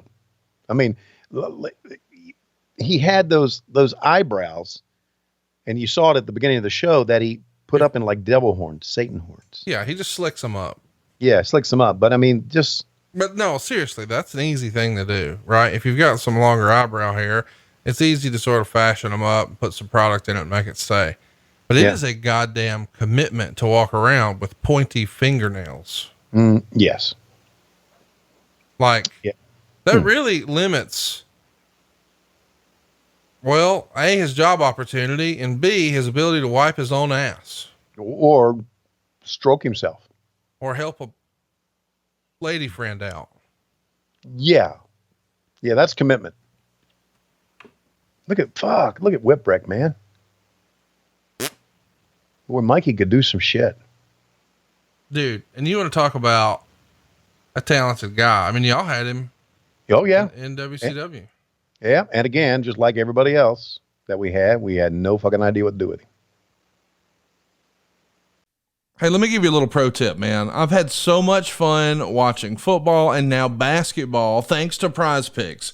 Prize Picks really is the best place to get real money sports action. There's over 10 million members and billions of dollars in awarded winnings. And it's all because Prize Picks has made daily fantasy sports accessible to all. You just pick more or less on at least 2 players for a shot up to win 1,000 extra cash. Run your game all season long with Prize Picks. I got to tell you, my cousins Derek and Clint got me on this. Now my buddy Adam, my buddy Cassio, my buddy Matt, my buddy Dre, everybody I know is talking about Prize Picks. And Prize Picks is the best way to get action on sports in more than 30 states. I'm talking to you, California, Texas, Georgia, and even Florida. Prize Picks is the best place to get real sports money action. They've even invented things like the Flex Play, which means at Prize Picks you can still cash out even if your lineup isn't perfect. Yeah, you can double your money even if one of your picks doesn't hit. And Prize Picks put all of their members first, so their withdrawals, man, they're fast, they're safe, they're secure. And when my picks hit, I can get my money in like 15 minutes. Sign up today and you'll get $50 instantly when you play just $5. To be clear, you don't even need to win in order to receive that $50 bonus. It's guaranteed. What are you waiting for? Download the Prize Picks app today. Use our code WHW and you'll get $50 instantly after you play your first $5 lineup. Download the Prize Picks app today and use the code WHW to get $50 instantly after you play your first $5 lineup. I want to repeat, the $50 is guaranteed. It doesn't have to win. What are you waiting for? Go download the Prize Picks app today and use our code WHW. Get $50 instantly after you play your first $5 lineup. Prize Picks. Run your game. Could have broke his leg there. I could have seen WCW, if they would have stuck around, putting him with the Public Enemy as like a 6-man against some luchadors. Do some, yeah. Well, who knows what we would have done. Now, who's this in the ring? That's the other member of the FBI. He was also in WCW as Tony Mama Luke. Oh, okay. I remember Tony. I just didn't recognize him from that. Yeah, from behind, he looked like the Karate Kid. Yeah, earlier, right. we referred to him as Matthew Coon because we know that's Matt Coon carrying around Mikey Whipwreck. So yeah, Tony Mama Luke. I remember him. Usually when Matt Coon's carrying somebody, it's Vince Russo. Again, off the cuff, 5 stars. Oh, in a cover. 1, 2, 3. Is that it? Is that elimination? Is that what it was? By the way, we're going to get hate if we don't say that we're just kidding, that you and I both like Vince Russo. Russo's fans they hear what they want to hear and then they just go on the witch hunt. It's like, guys, we don't have anything bad to say about Vince Russo. He's always been nice to me and I to him. And as far as I know, Tony and Vince are friends. Always been friends. So we're just busting balls and having fun. Jesus. We've made fun of everyone else on the show and no one cared. Yeah, I know. You know how to stop those creeps from shitting on us, don't you? Well, I don't care about them. I was just more. Well, you know how to stop them is not to fucking read it. Well, that's kind of our job, Tony. I know that you don't subscribe to that because you just think that money just fucking falls out of the sky. But can you imagine how much more successful our show would be if you use your social media to, I don't know, be fucking social, promote our fucking shit, hit a goddamn retweet. Would it kill you to retweet some shit that's not related to Brett Baker? Jeff Jones, you're gonna be running that goddamn account now, and if you don't start retweeting the podcast shit, I'm gonna change your passwords. You feel better? About what? Okay. Well, is the match over? No, he's just bowing. He's thanking fans for cheering for him. Okay. Oh, the Sicilian Shooter. I like that name. Hey, did you see over the weekend that there's a new New Japan World Champion? I did not. The belt changed hands, my friend. And who's the New Japan World Champion now? I'm glad you asked. Evil. Evil? Yep. Okay. He's a 33-year-old professional wrestler. Good. Big part of a big time tag team. And over the weekend, his tag partner abandoned him and turned his back, or no, he did rather, and joined the Bullet Club. So Evil joined the Bullet Club. And the next night it was revealed that he has a new second as well. It's a name from the past, but one that was very familiar with American fans. Okay. And that was Dick to Go. Whoa.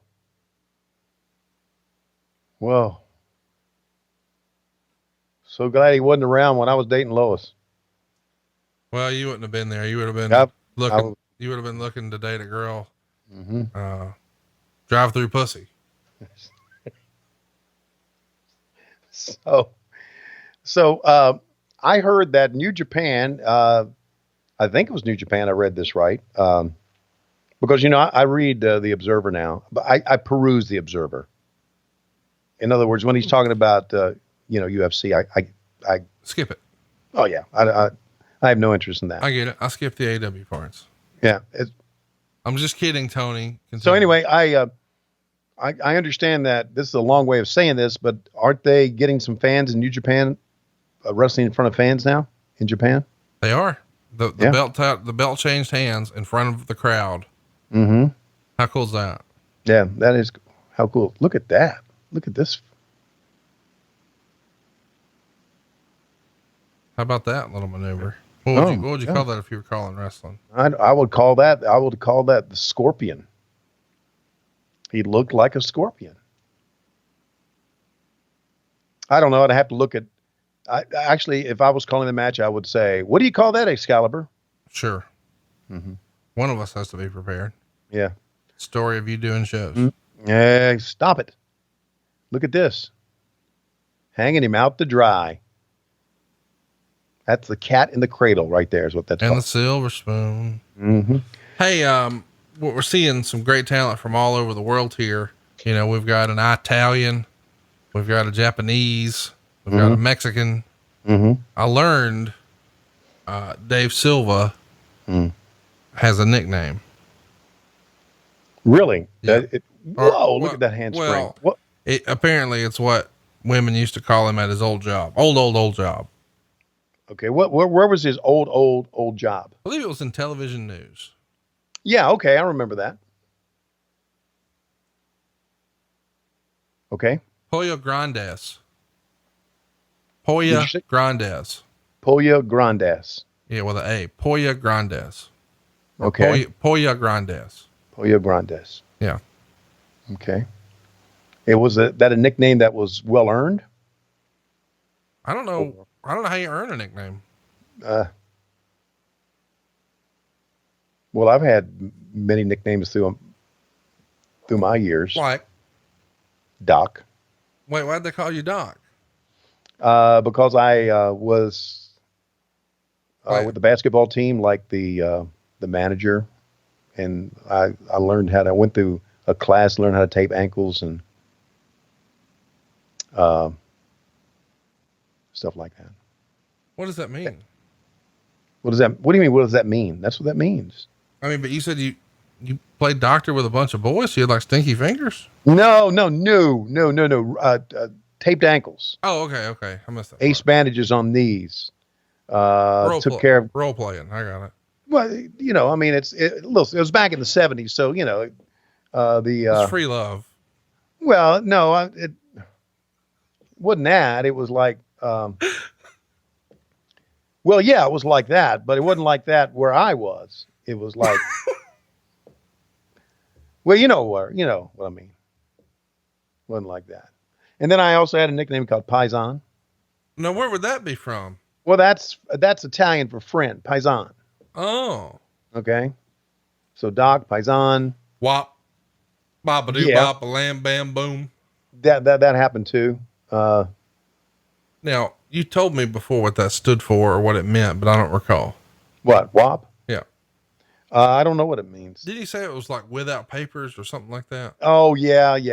That's right. Or you had a big whopping nose, or I don't know. But yeah, I don't know. You used to tell me that they would make fun of you and kick you in your little dinghy. And yeah, well, that happened. I mean, we all grew out of that. You know, I get that. When you're a kid, you got to go through stuff like that. You know, and so I get it, but it doesn't bother me now. I'm a proud Italian American. You should be. I wish I was. Yeah, as a matter of fact, if you watch the Italian American documentary on PBS, it starts out talking about Rosetta, Pennsylvania, which is where we're from, or the Schiavone family's from. So look at that, the green mist like Muta. What would you rather take, green or red? I would rather take green mist. Look at the crowd, dude. Look how in its Jerry they are. Yeah. He was there, Rey Mysterio. Got it.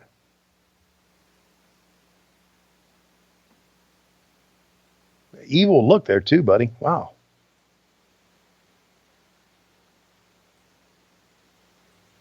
Next up, we've got Rhino and the Sandman for the TV title.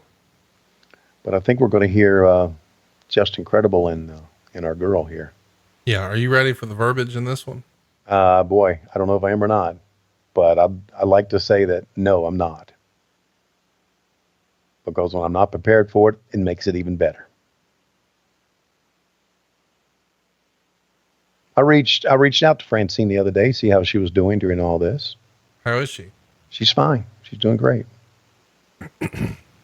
Clap for him, boys and girls. He gave you a good match. Hey, so yeah. So the Italian flag part of it is green. I don't care. Get out of here. I'm going to go to the back. Let's take a look at the replay once again. Hey, there's Mikey Whipwreck. Ooh, could have broken his right leg. They all fall down.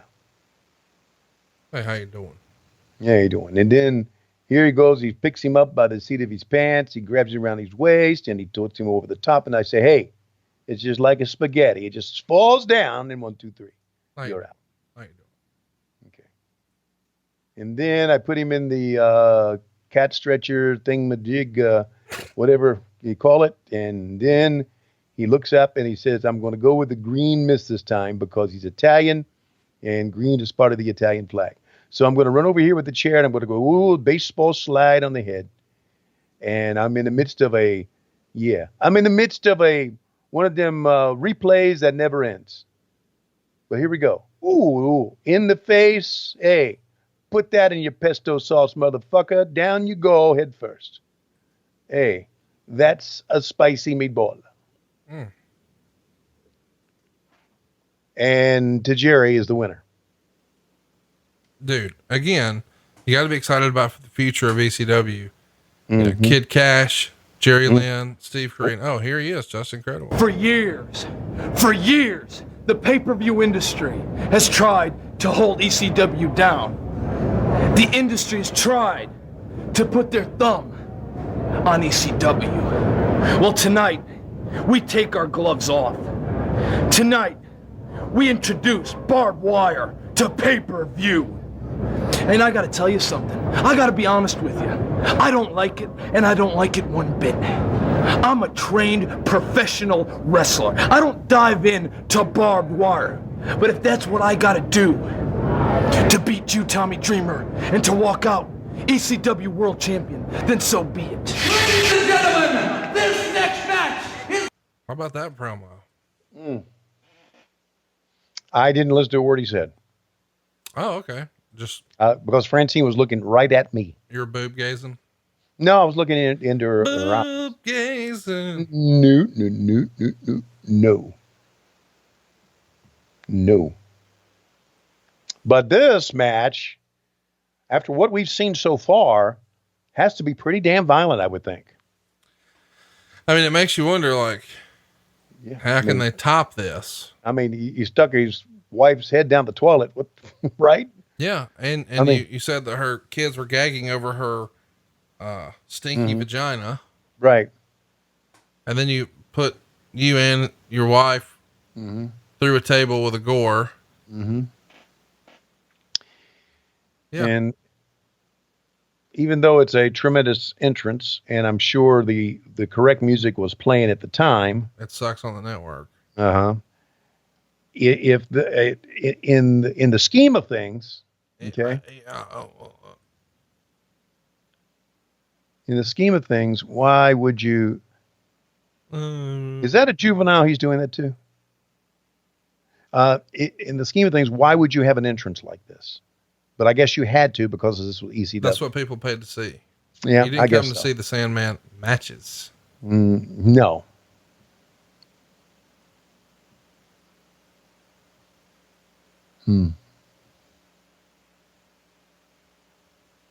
So Tony, how many nights a week are you going to be staying down at JR's new place at the beach? Well, depending on what happens here at the house during the other weeks, it may be quite a bit. Do you know how many cameras I'm installing in that house? No, Jesus. Stop. It's the adfreeshows.com Legends House. Oh, God. The voices of your childhood are the new Oscar and Felix.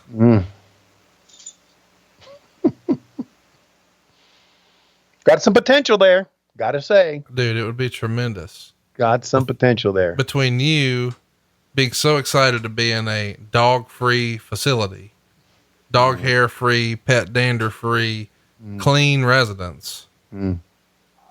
And you get to see at least a half dozen walk of shames a week. At least. I mean, you want to talk about road beef. JR is probably going to have like big Montana versions just rolling through.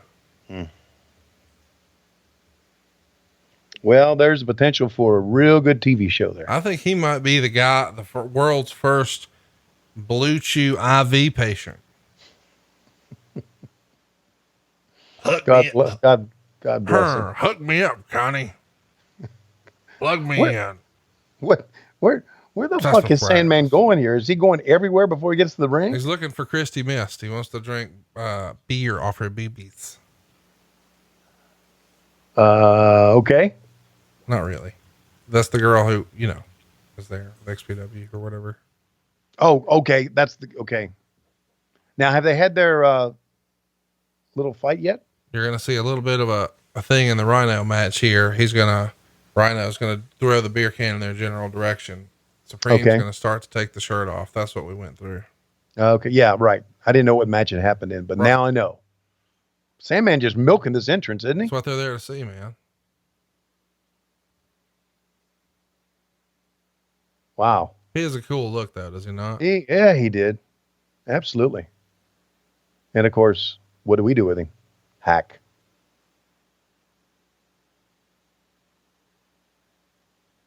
The fans just fucking, they are just eating this up, aren't they? Good Dude, God. It's unlike anything I've ever seen. It's hero worship like that doesn't exist in other, like besides music. Right. If he's fucking lead singer for Metallica, yeah, they'll do that. But what else? Jeez. By the way, there ain't no Atlas security around.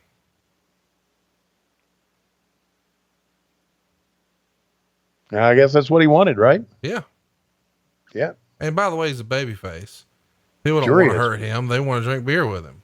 Mm-hmm. Look at him walking on the chairs, man. Look at him. It's just the cameraman and Sandman. He's pushing off motherfuckers' heads.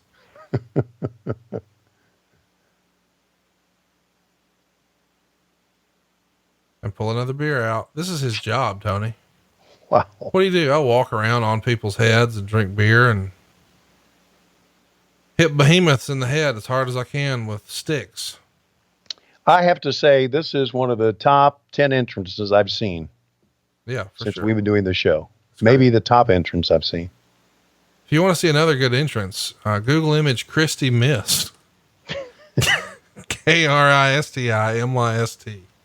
Oh, wow. That's the lady you're going to see getting a little shoving match with Francine here in a little bit. Mm-hmm. And there he comes, your television champion, still wrestling and still looks just like this Rhino. That belt, by the way, a little piece of Conrad trivia for you, was my very first replica belt. Oh, wow. I could have gotten the world, could have gotten the tag, wanted the TV, thought the TV had the coolest design. And at the time, Van Dam was making it cool. Bought it from, Figures Inc. Out of the back of one of those old wrestling magazines. Oh my God, wide open. Just, he's trying to graze the head, but it ain't working. They cracked him that time. Well, he split the whole thing. Yeah. Splintered it. Oh.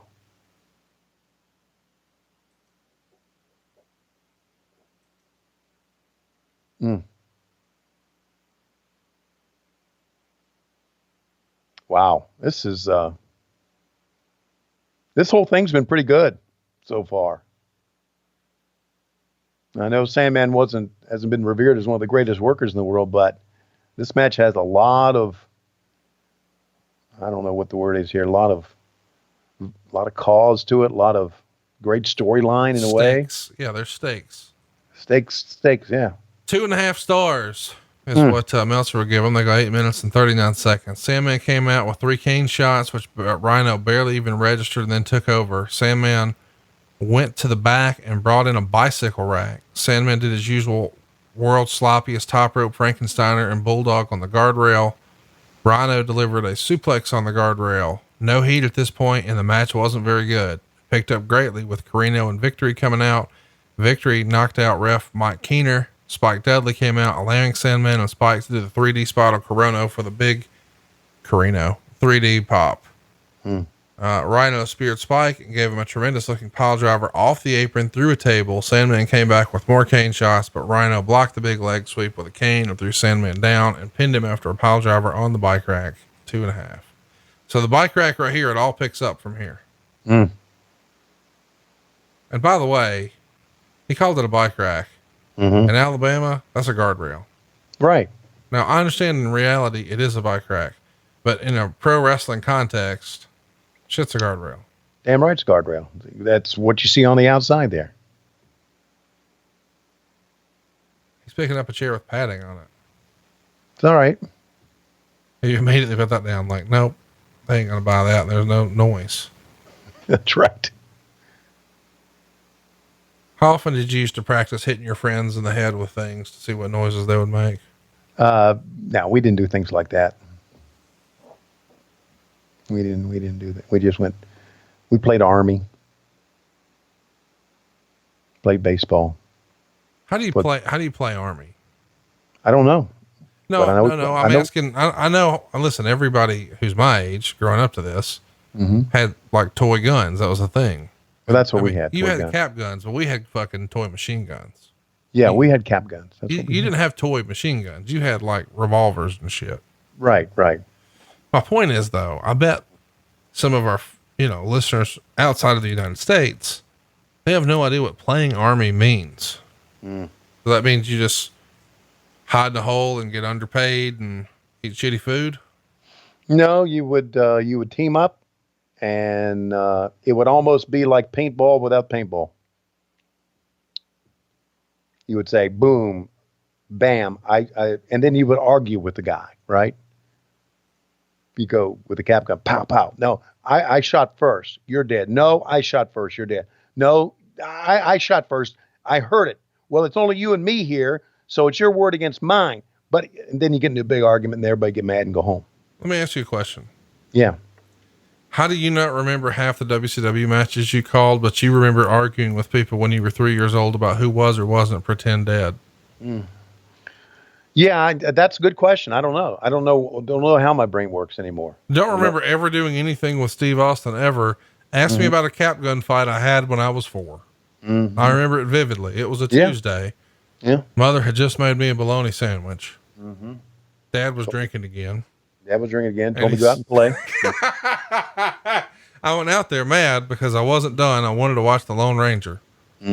So when I saw my friend, I said, bam, bam. And I shot him and said, you're dead. And he said, no, I heard it first. And then he said, I got my dog here. And his dog was named Mutt, M-U-T-T. And I had my dog, which was named Ringo. And then they would get in a big fucking fight. I mean, really get into a fight. And then I would go take a baseball bat. Now I'm really pissed off. And I would go find Mutt and I would hit him in the backside with the baseball bat. Pow, just flick him to get away from Ringo because they would be in a big fight. And then we wouldn't speak to each other for a little while. And that was pretty much playing Army.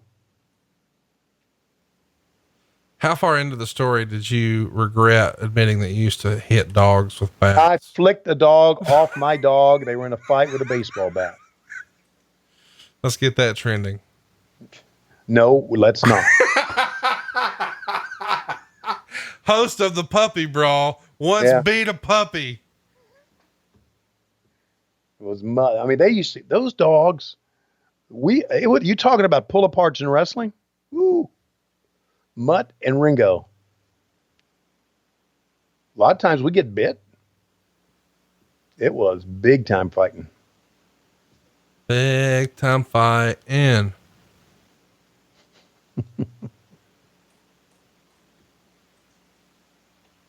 So, what are you looking forward to? Has he done the beer on them yet? Have we missed that? I thought it was at the end. Oh, it's at the end? Okay. I could be wrong. You know what? I did see the beer at the very beginning when he first came in. Yeah, but he threw it on Sandman. I thought there was another beer sitting in the corner there. Yeah. Rhino, after winning, drank a beer to mock Sandman and then threw the beer can in the direction of XPW. So it's at the end. It's after. Okay. So you were saying Jack Victory. Look, Corino hadn't bled enough. Got the cartoon bandage around the head. You know what the old, you know what they call that in wrestling? Bandage around the head? No. Spirit of 76. They use that terminology in the back. Come out, Spirit of 76. Everybody knows bandage on your head. I learned something new today. You've told me that before, but I'll remember it now. Yep. So what Matt Schiavone do for his birthday? I don't know. We sent him something. We text him, wish him happy birthday. He's in New Jersey, New York, New Jersey, and we're in Georgia. So I don't know. I thought, you'd call and talk to him. Should we call him here on the show? You want to? No. Hey man, you're pulling all the levers here. Okay. No, I'm not allowed to do that anymore. Last time I did, Megan caught me. Said I wasn't allowed to pull my own lever. That's what she was for.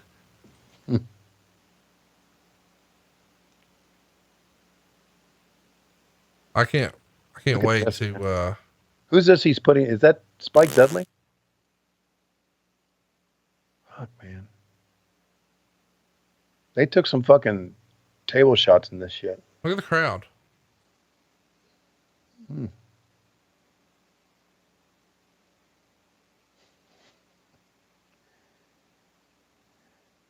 Yeah, this match, even though I like the story behind it and everything, this match is kind of really broken down. We're back to kendo sticking.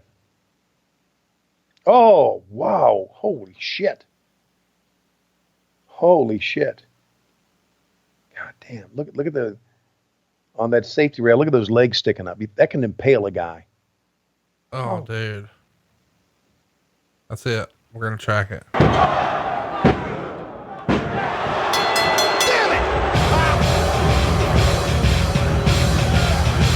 How about that big boo? Everybody was ready for Sandman. Because it just felt like a national storyline after all the abuse and punishment he'd handed his wife. Like, well, he has to go over. Sure. And he didn't. And man, that was heat. Do the unexpected sometimes. It works. So the TV title did not change hands. And look, here's the beer spot. He's going to drink the beer and throw it towards XPW. Let's track it. Drinking the Sandman beer. So look to your right. Let's see if there is anything to it. Didn't see him do it. Didn't see anything crazy there. No. Wow. Did they edit it out? I don't know. I didn't see it at all. seeing anything at all. I just know it was mentioned here in the newsletter when I read it to you. Right. Coming up next though, we've got Just Incredible. No, I'm sorry. We've got Rob Van Dam and Scotty Anton. Scotty Riggs Anton. Anton. Is it Anton or Anton? I don't know. I just remember him as Scotty Riggs. Yeah. By the way, he hates me and Eric Bischoff now. He does? Yep. We did. Boy, that's gotta be a good story. I think we did a watch along, and I think he wrestled Johnny Swinger or something. And we didn't talk about the match much. We talked about state taxes. Yeah, something else. Florida, whatever. As friends watching matches will do, you don't always talk about the match. You talk about other things, right? Well, I guess someone maybe smartened him up and said, "Hey, they did a watch along for your match, blah, blah, blah." So he listened. I guess he was, a little upset that we didn't talk about or put over the match. Well, I better do it here. Don't want him mad at me. Well, if you are, Scotty, his, handle is at Tony Schiavone 24. What? And he's on Sewell in Marietta if you want to see him in person, straighten things out. Christ. What's wrong with that? Plenty's wrong with that. If he wants to beat the shit out of you, he's gonna, ain't nothing you can do about it. Yeah, I guess not. Just lay there and take it. That's what I used to tell him. I don't know. Maybe I can buck up at somebody here. Oh, really? Can I recommend that be Taz? No. Here's the thing. No. That would have been real interesting. Mm-hmm. You think if Taz didn't get into wrestling, he would have been in the Mafia? I think he would have been in the Mafia. Yeah, because he's Sicilian, right? I don't know, but he would have been in the Mafia. Yeah. Of course he would have. I could have seen Taz being like walking around picking up fucking envelopes all day. Yeah. Taz would have been great to have been cast in the Godfather movies. Would you have made him a hitman? What would you have done? Yeah. He'd have been a hitman. You know, with the sunglasses, the hat, tie, white shirt, tie, real tight, real thin tie. He'd have been a hitman. With huge collars. Mm-hmm.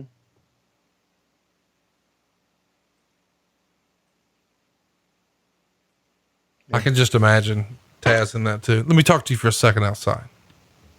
Yeah. You would have said, Don Schiavone, I like to, on the day of your daughter's wedding, I would like to give you this dowry and hope that the first child is a masculine child. Thank you. My good friend, Luca Brazzi. Use the word dowry in another sentence. Yeah. I'm asking you to. Dowry in another sentence. Okay. When I got married, there was no fucking dowry. Well, there you go.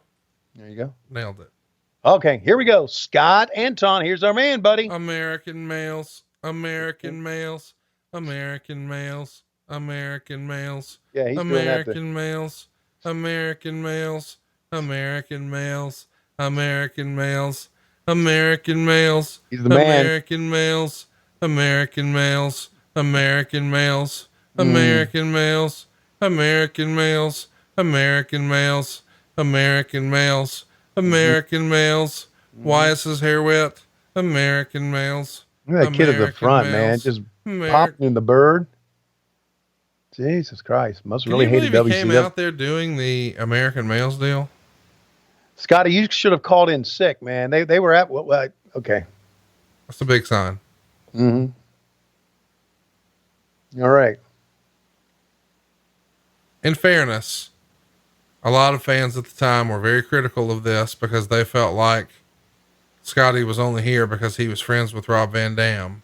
Mm-hmm. And if they were excited to see Rob on pay-per-view, but not necessarily against Scotty. Okay. Big Pop, man, when his music hit. Huge Pop. He's their biggest star and it ain't close.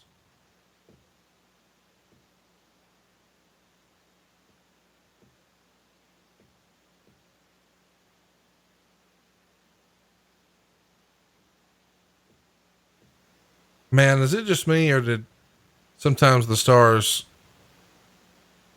feel like a bigger deal in this era? I don't think that's because there's any less talent. I just think it's the way social media has changed it all. Mm-hmm. Like you just saw those people's faces and their reactions when he came out and it was like there was Rob Van Dam's here. And they knew it was there, but they were excited to hear that music, even though they knew who the opponent was. And when he comes through the curtain, there was another pop. They were just excited to see him. And I feel like maybe some of that is a little diminished because of the access we have through social media. We know where everybody is and what their real life looks like. And they just feel more familiar.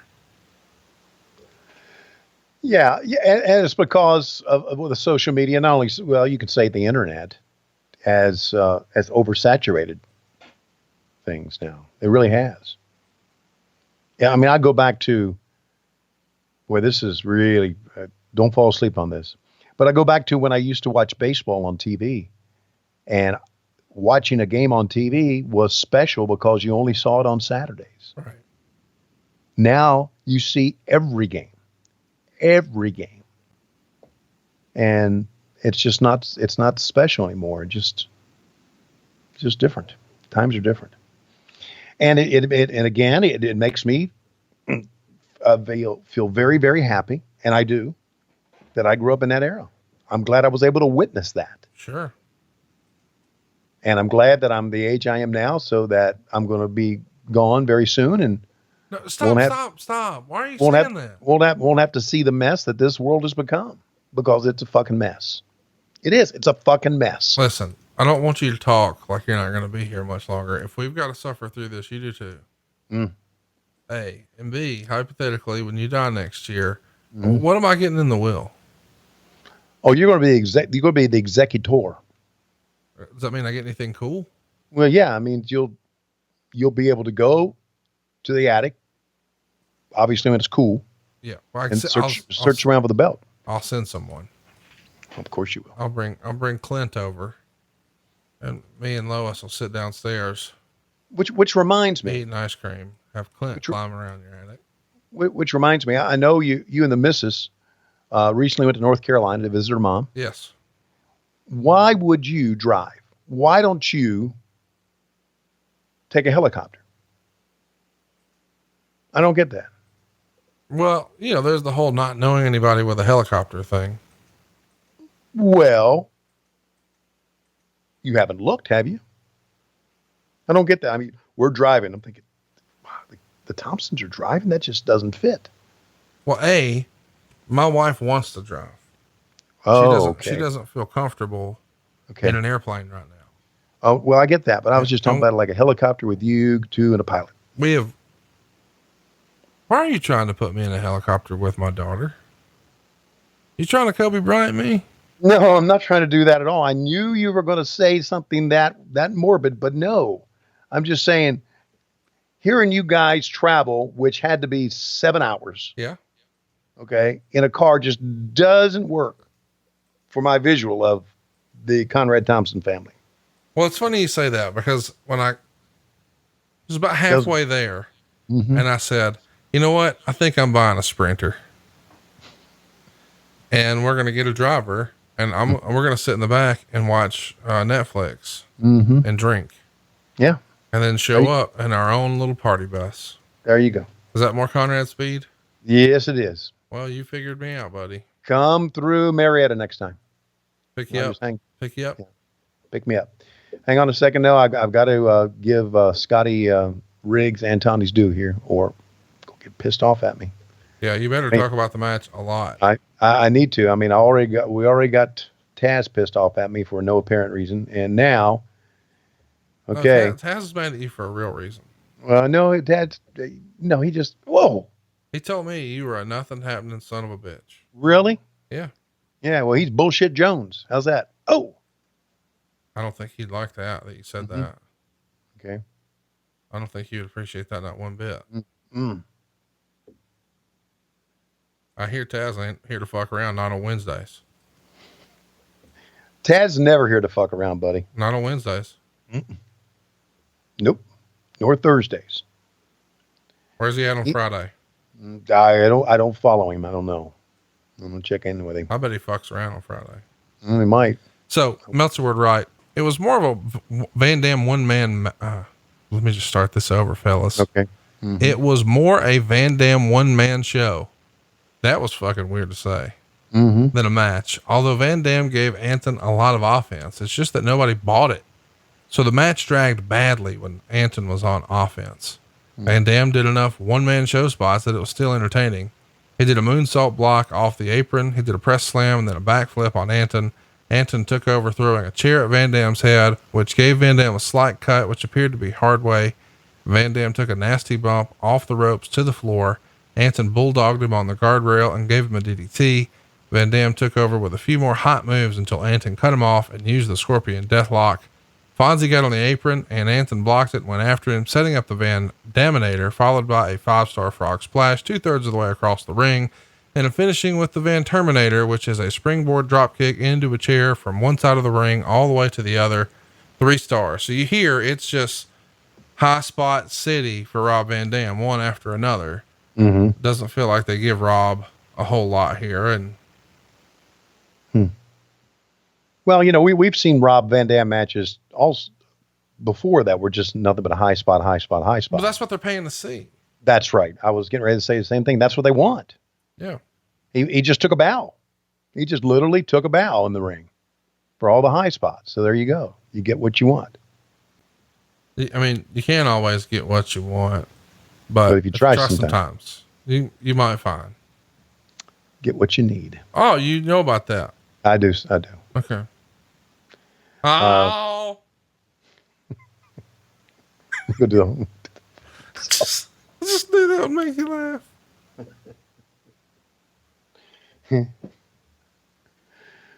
So Tony, when are we going to go buy new cars together? No. I've bought 2 new cars within the last 3 years, and I've got to hold off a little bit. No. Oh yeah. We got a horseman moment. Listen, you went and bought a new car without me. So now you got to pay a tax on that. Mm-hmm. You got to go buy another one with me so we can go buy new cars together. Mm-hmm. What do you want to buy? I don't want to buy anything. I just want to be like a horseman, like you are. Just go buy new cars and just get multiples or whatever, like y'all used to do. Remember? No, I don't remember. No, I mean, you used to tell me that you used to go down there with Dusty and Flair, and y'all would say, "Give me one of everything." No, they may have done that, but I wasn't part of that. Oh, I was always been a family man. No, you told me back then you had that sweet Crockett money. No, squeak, Crockett money. There's a difference between sweet and squeak. Yeah, there is. Yeah. And a forward roll. Well, if they're giving Scotty some offense, I haven't seen it yet. No, they're not. That's my point. He's just a fucking tackling dummy for Rob Van Dam here. Yeah. Which we know is not fair. He's a very talented performer. Well, he is. I mean, listen, I thought I just wanted to keep him out of my DMs. Well, no, I thought he was for the American males. I thought he was the best of the two. Yes. Bagwell had all the pub, but Scotty was better. Yeah. He would have been better on that Gigolo show too, I bet. Anybody would have.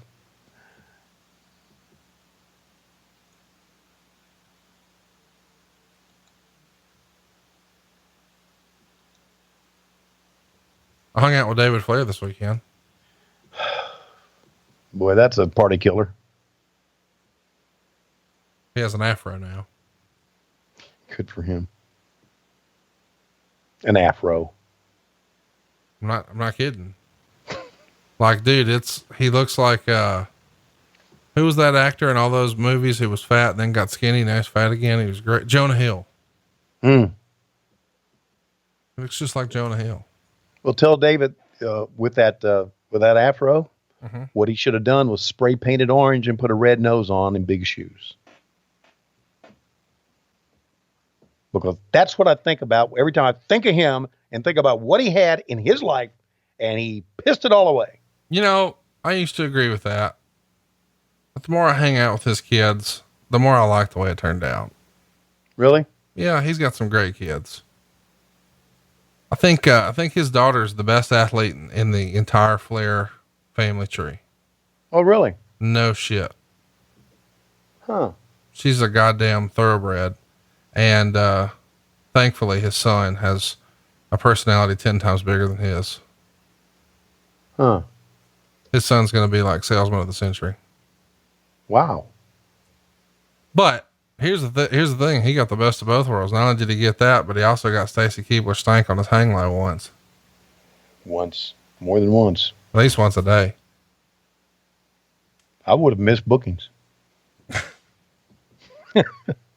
You're booked on top tonight. Oh, can't make it. Tony, tell us how you really hurt your neck. I'm busy. But there you go. That's in the past. And now here we are in the future. Let's take a look at the Extreme replay once again, as Scotty Anton is going to get one of his only offensive moves of the night. Maybe not. Here it comes. Oh, fuck. He did. That was pretty fucking good. That was a fucking bulldog on the top of the safety, as Dave Meltzer calls, bicycle rail.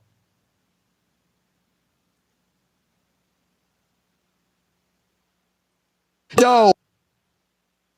You still with me? Yeah. Okay. I heard something. What's what's wrong? Nothing. I heard something and I just didn't know. Oh, I may have been Lois or something. Huh. What's Lois up to? I don't know, 240.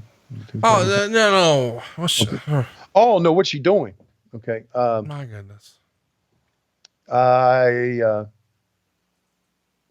She's okay. You know, she, the bicycle wreck really slowed her down. Really did. Cause it was a pretty bad break near her shoulder, and she couldn't drive for like 8 weeks, and I had to drive her around, and a lot of doctor's appointments and chiropractic appointments. And so it wasn't easy on either one of us, but she's hanging in there, I guess. That's good to hear, man. You know, we really do have a good relationship. You know, we kind of have our own parts of the house, you know, like, and I said it before, it's like, I mean, we've been married 39 years. It's more like brother and sister now than it is husband and wife. Right. Especially with the honest sexual half. Right. And so, yeah, she's fine. Hanging in there. We got 2 little puppies that we love, and you had a lot more when this show started, but slowly but surely Lois is taking care of that. We want to get some more dogs. Don't know if we'll be able to or not. No, don't do that. Don't do that. Don't do that. No, we want to, but you know, you saw Chewy, the one that had the hair, you know, going everywhere. The crazy looking dog. Fucking mangy mutt. Yeah, the mangy mutt. Chewy is not good with other dogs. He's good with Bug, and that's it. And he ain't good with himself. Have you seen his fucking hair? Yeah, I do every day.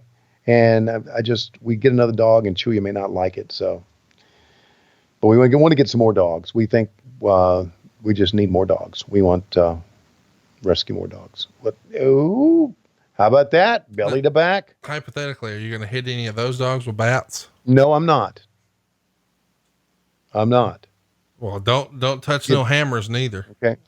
I'm not, you lying piece of shit. What? Okay. How am I lying? Oh, just take that little thing that I took a baseball bat and shoot a dog away with it. Like he was beating my dog. And now you're saying, see, okay. Hey, let's talk about something a little lighter that we can all agree on. What's that? Later this week, we will be debuting on ad-free shows and patreon.com/WHW Monday. Can't wait. The video production of Dave Silva promoting adfreeshows.com in the vein of the flea market Montgomery. Just like we teased last week.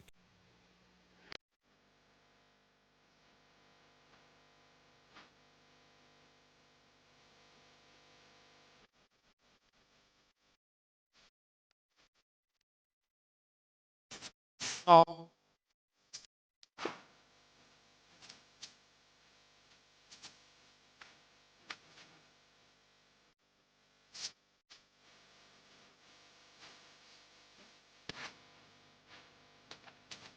Can you imagine Dave Silva with this, dude? Wow. You eat it, you find it. It's just like amen. What were you saying, Tony? I can't wait is what I'm saying. And you better cut this music off because oh man, I don't want Scotty Anton to be mad at me because that was a pretty good drop kick on the head. Oh shit, I forgot. Sorry, Scotty. Yeah. Drop kick with him, you know, his head was over, and that is over in front of the enemy right there. All right, guys, I got to admit, as a small business owner, I paid my fair share of stupid tax along the way. One of the things I did is I trusted my TV and radio reps who had served me well when it came to buying radio and TV. And then they tried to sell me digital, and I fell for it. And I thought, hey man, this guy knows all about advertising. He knows what he's doing. It turns out those people who work at the radio stations and TV stations who are trying to sell you digital, and what I mean is Hulu ads, Amazon ads, YouTube ads, maybe SEO, maybe pay-per-click, targeted display. Have you heard any of this before? Of course you have. But the people who are pitching that to you, man, they're just trying to make a commission off of you. They don't know what works and what doesn't work. Besides, they find themselves in your office first to sell you radio or TV. This is just to see if they can squeeze you anymore. What you need is a professional. I mean, listen, if you broke your arm, would you run down to Jiffy Lube for a solution? No. So why would you think that you're going to buy digital from a radio company? Why would you buy internet advertising from a TV company? Go with who you know, like, and trust. And for me, that's Eric Nichols at Envision Marketing Consultants. He helped me with my mortgage company, and he can help you too. And I mean, no matter what you're looking for, B2B, retail, food and beverage, manufacturing, nonprofit, even small business owners. I got a buddy of mine who cleans windows. I got another buddy who's got a restaurant. Man, everybody I know is talking about and bragging about all the great work they're getting from my guys at Envision Marketing Consultants. This is a true endorsement for me, for Eric Nichols, so much so that when you look for Envision Marketing Consultants, check this out, conradsguy.com.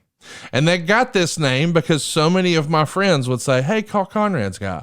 Hey, I wonder what Conrad's Guy's doing. Well, find out for yourself and grow your business with my buddy. You're going to love him. I'm telling you, go out of your way. Check out Eric Nichols at Envision Marketing Consultants. If you're really trying to grow your business, you're really trying to get it to the next level, just use my guy. Go right now to conradsguy.com. That's CONRADSGUY, conradsguy.com. Aren't they over there to the left here somewhere? I think so. Yeah. You can find them at the market. Mm-hmm. Bullshit and lies. I like bullshit and lies. We should have put that in the lyrics. Mm-hmm. Got bullshit and lies and Lois on ad-free shows or whatever. And Bruce, sometimes. Mostly on tape and best in new. And Eric still talking while Conrad goes to the bathroom and back. Oh, yeah. Oh, yeah. And Arn talking like that. Oh, yeah. Well, you know, Conrad, I'm not going to say anything controversial about nobody. He's got to get out of that.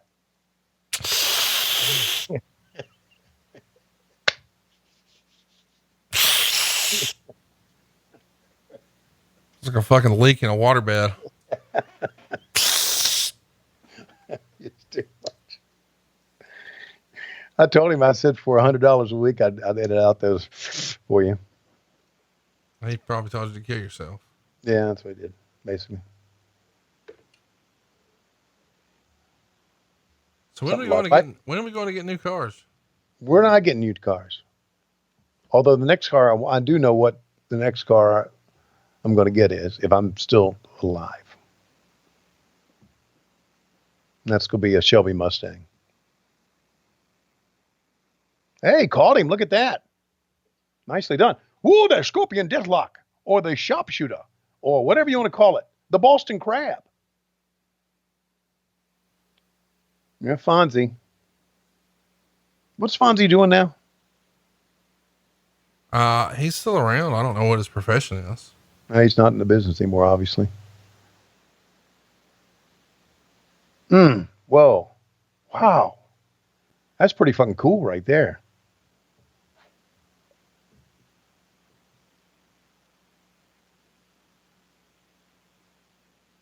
Boy, Van Damme could do some good stuff, man.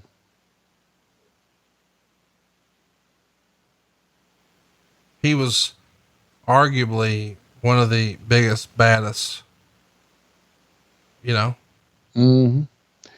I've still been looking. Of course, we're getting not that far away from the end of the show. I'm still looking for the X, whatever they are. And I guess they were edited out, or we haven't seen them, or it doesn't even really fucking matter now. But interesting backstory to all that. The incident happens with Francine. She's okay. in the next match. Okay, the incident. I'm just saying though, at this point, not only is Rob Van Dam the most over guy in ECW, I mean, I think you guys had a couple of guys over in 2000, Booker T, Goldberg, Sting. And then, I would say Rock, Triple H. And Van Dam's got to be in that list somewhere. Yeah. Yeah, I get that. With the exception of 2000 is not a good memory for me. What's Fonzie doing here? A rather interesting little setup here. How about that? Huh. Rolling thunder all the way across the ring, onto a chair, onto a human, with the assist from Fonz. Yeah. Another Rob Van Dam high spot, right? Yeah. Yeah.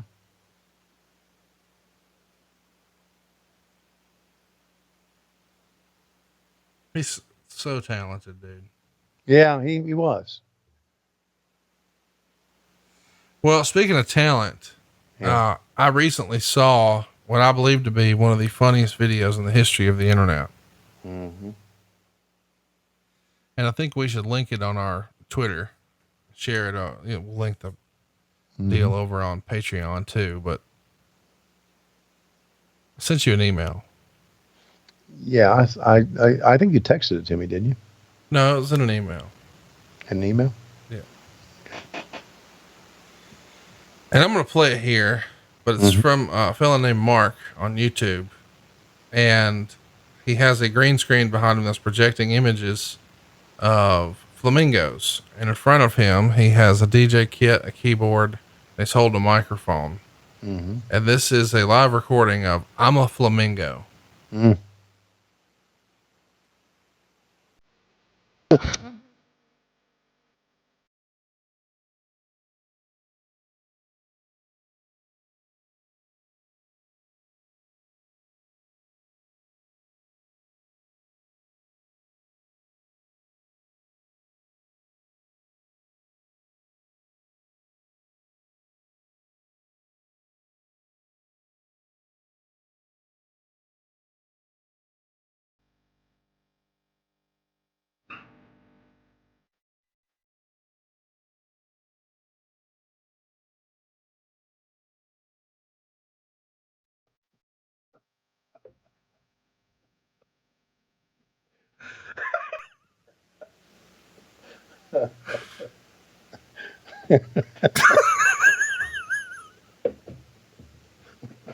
It's one thing to hear it. It's another to see it, isn't it, Tony?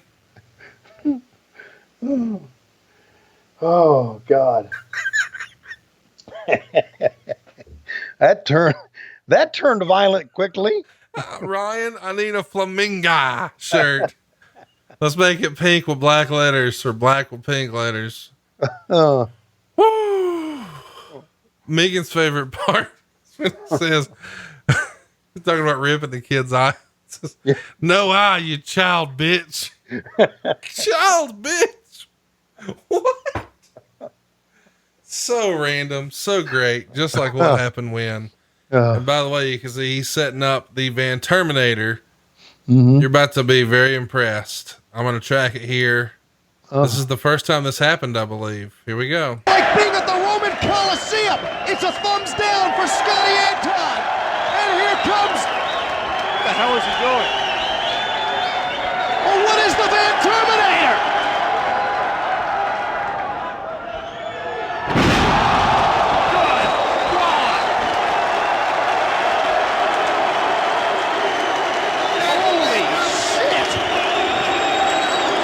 How about that, dude? First ever Van Terminator. Nobody's ever seen somebody jump from one side of the ring all the way to the other. And there's a chair.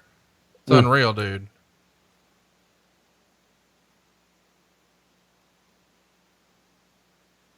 Yeah. Wow. Ain't no kicking out of that. Nope.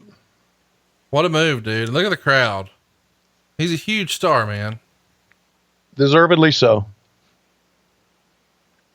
I got plenty of time here. 19 minutes and 2 seconds. It was a pretty good match. It really was. I mean, obviously it was mostly Rob Van Dam, but still was a pretty good match. And we still got our main event to go. Stairway to Hell, Just Incredible, and Tommy Dreamer. It's going to get 2.25 stars. By the way, the Van Dam Scotty Anton match, only 3 stars. They liked the Tajiri match better. And, the Of course, he liked Jerry Lynn and Steve Carino better. Yeah, that was the best one. That was the best one. Now, this final match, I watched most of it. Oh, really? And there was some really off color, off the cuff. You want me to play the commentary when Francine's coming to the ring? It's not good. I mean, I know what they're saying. It's a play on words. Okay. I understand. Yeah, and it started with Dawn Marie and. Oh, I got you. She's on the stick. Mm-hmm. By the way, how many times are you going to sing Flamingo? You should show that video to Lois. See what she thinks. You know what she'll say? That's stupid. That's stupid. Yeah, she does not have the sense of humor that we do, which is very apparent. So this is going to be a Stairway to Hell match. For the world title. For the first time, we are going to use, I understand, barbed wire. And how do you win this match? Let's be clear. Barbed wire had been used on pay-per-view before. They even used it the year prior in WCW when it was a barbed wire steel cage first blood match with Ric Flair and Hulk Hogan. Yep. And they used it in the very first pay-per-view, Barely Legal. Mm-hmm. I'm saying all that to say, this is the first time it was advertised ahead of time for ECW. Gotcha. But it's not, I'm only clarifying the WCW thing because I think in the promo he said we're going to introduce barbed wire to pay-per-view, but it had already happened. He's going to maybe introduce it advertised in a match for ECW, but it had happened before.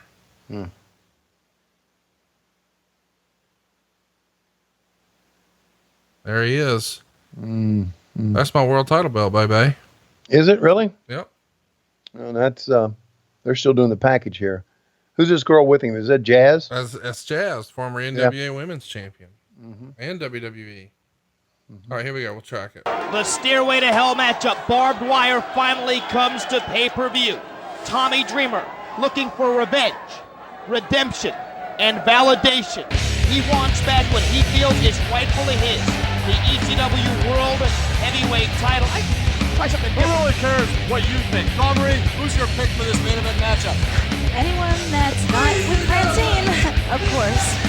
There you go, a lot of heat there. Oh yeah. A lot of heat in the ladies' dressing room. You think so? Oh yeah. Yeah, I've heard that. That's because I'm really hot. Look at me, Mr. Carino. I'm really hot. Who are you, idiot?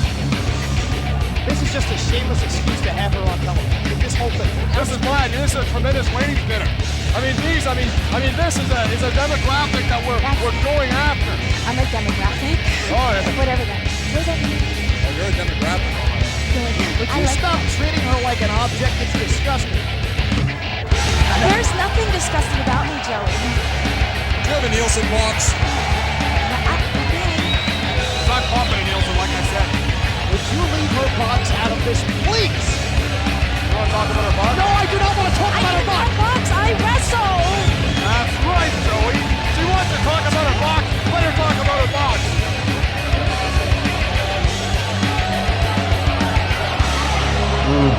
And there was. If she wants to talk about her box, let her talk about her box. Yeah. You didn't like that?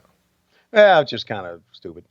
I thought you were getting excited about seeing. No, I was. Francine just showed us where babies came from. Well, yeah. Francine, no one could get into the ring like Francine. She knew how to get into the ring.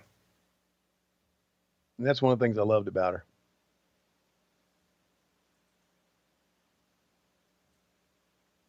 You more into baby shoots or dookie shoots? I'm sorry, what? I didn't say anything. Now there you see the, okay. I'm still trying to process what you just said. There you see the barbed wire above the ring. Now, just incredible.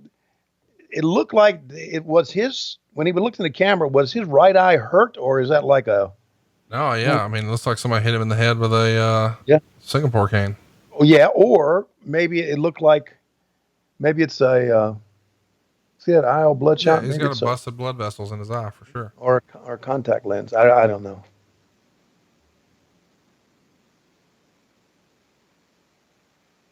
So this is your main event. Stairway to Hell for the world title. Champs out first. Mm-hmm. Tommy Dreamer's going to come next. Mm-hmm.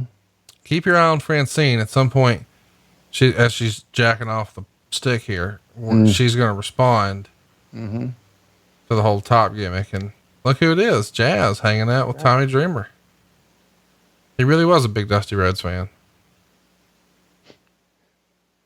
Yes, he was.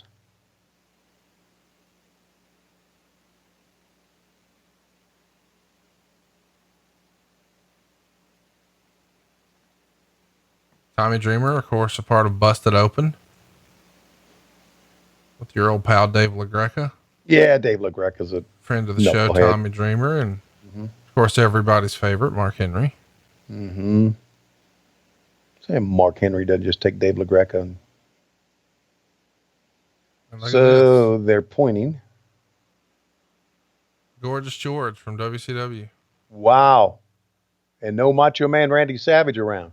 Nope. She looks kind of rough here. Boy, that's rude. No, she does. I mean, when she was in she appeared in the WCW movie just about the time this thing was on the air. Why are you mad at her? What's she? I'm not mad at her. I'm just saying that this is not I don't know. Oh, there she goes. See Francine say something?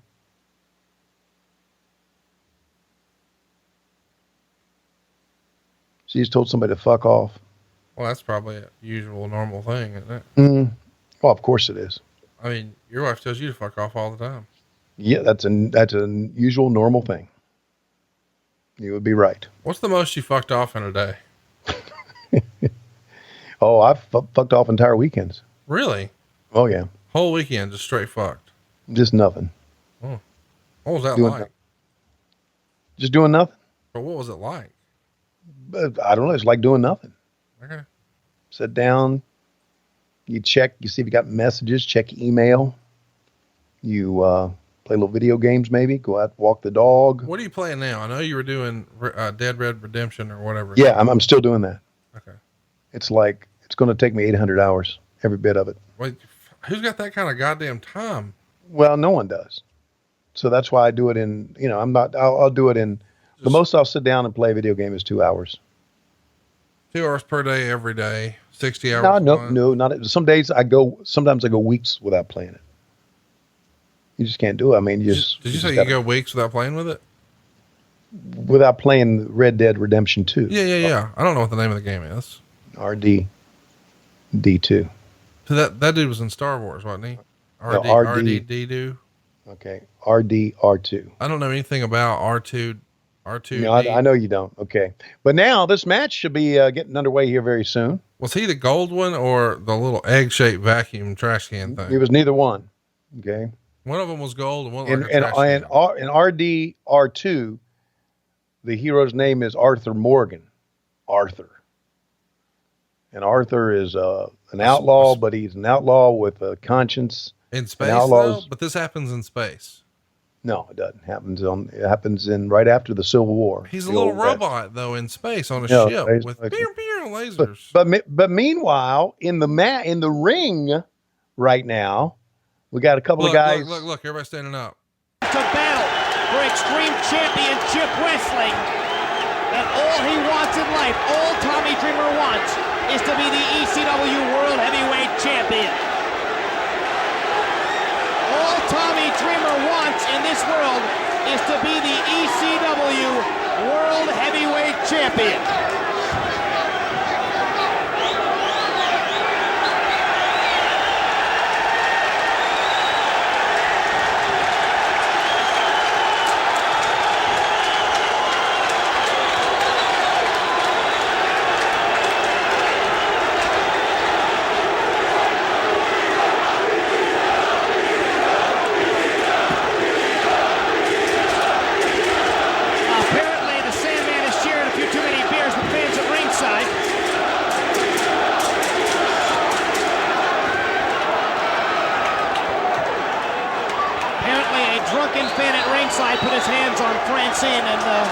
He and his friends are being escorted out of the building by ECW security. Well, you can't really blame him. I mean, I like to put my Excuse drunken me, hands. I can't see or possibly think of any reason why someone would want to put their hands on that. Well, what do you think? I think Taz is a sweetie pie. Well, you're dead. That's what the sign says. What the hell? Wow, that got kind of physical there, didn't it? And you see the guys that were doing the X with their arms. They were the the culprits. Yeah. Wow. It just completely shut down this match, didn't it? Yeah, I mean, there wasn't anything they could really do right then, I guess. But yeah, it totally shut everything down. Francine's in there. They just moved the belt.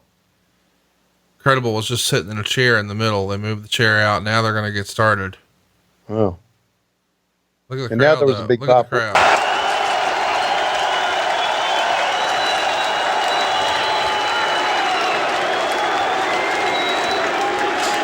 Dreamer loves it. And Tommy Dreamer is feeding off this. This show of solidarity by the ECW locker room is feeding Tommy Dreamer. Isn't that great? It is. I mean, they turned the negative into a positive. They sure did. Meltzer would write, Credible retains the ECW title, pinning Tommy Dreamer in 1458 in a Stairway to Hell, which means ladder and barbed wire match. Dreamer came out with both Jazz and the former Gorgeous George, who was only referred to as the Secret Weapon. The altercation took place just after the bell rang to start this match. It was about 3 minutes and 15 seconds into the match before it actually got started, and they never really got the crowd into it because of the other altercation, and these two had to rush through their match. Credible would bleed early. Dreamer took a bump off a supposed 15-foot ladder, which was about 2 feet tops taller than either Dreamer or Credible. Finish saw Dreamer climbing the ladder. Francine gives him a low blow, but Dreamer falls backwards onto her.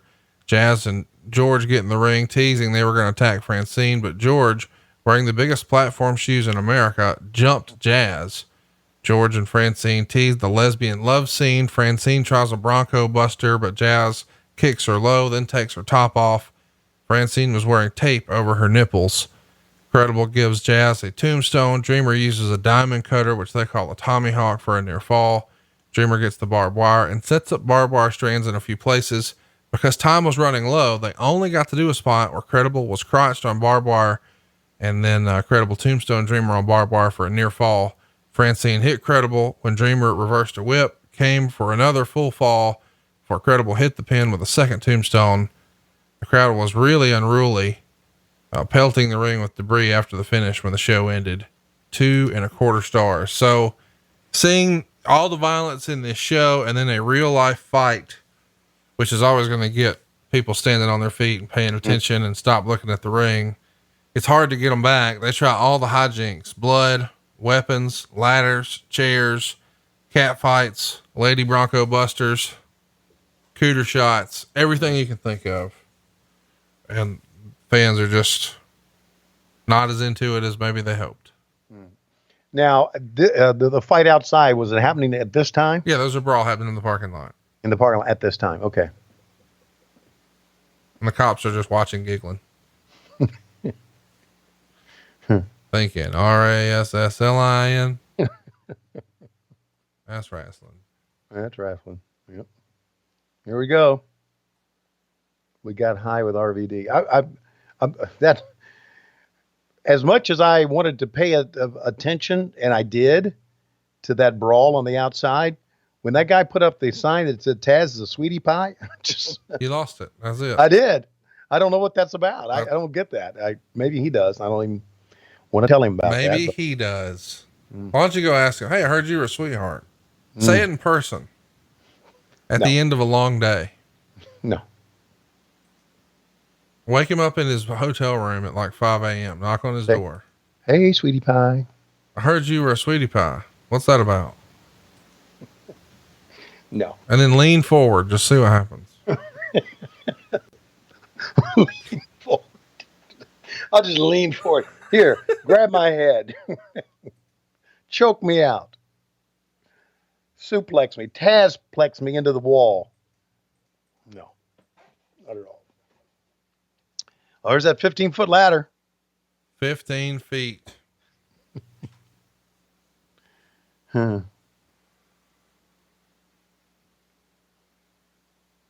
Oh my God. They're like the skinny Iron Sheik right there. This is bullshit, Bubba. Get the XPW out of here. Fuck the XPW. I am the real legend. Bring me the Christie Mist.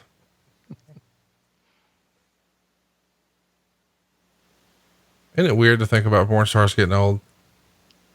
Yeah. I just looked up. She's 46 now. Not saying that's old, just saying in 10 years, she'll be 56. And it's weird to think about 56-year-old porn stars when you're my age. When you're your age, you're probably like, why are you talking about Sika like that? Yeah. And then in 20 years, she'll be 66. No, Sika is 66. Oh, okay. She's your age. Well, now it is a 50. I guess because he put it on the platform, it could be considered 15 feet in the air, right? Maybe not. I don't know. Okay. I mean, they announced Psychosis as being 6'2" earlier. Yeah. So. Yeah. Well, that's wrestling. By the way, no mask, drinking blood. Oh Lord. I feel like that's how you blow a knee out. Fuck. What were you saying, by the way, before that bump? Tommy Dreamer's dead. He just fell in concrete. Jesus. Justin, get down there to see if he's okay. Oh my God, dude. That was a fucking bump and a half, man. What a forgotten bump too. Yeah, yes, sir. Like, we remember all the Foley ones. I don't think enough people talk about Heatwave 2000. Oh man. That's something I got to talk to. I'm going to send Tommy a text about that. You know, something that just ruins my illusion of wrestling in a big way. What? Guess what the average attendance was in June of 2000? And by the way, it was up 26% from June of 99. So it's up 26%. And guess what the average attendance is? You talking about of all the promotions combined? No, ECW. ECW. June of 2000. Really? June of 2000, all of ECW. What do you think the average attendance is? 2,000. No. Oh, I see. Your guess is 2,000 people.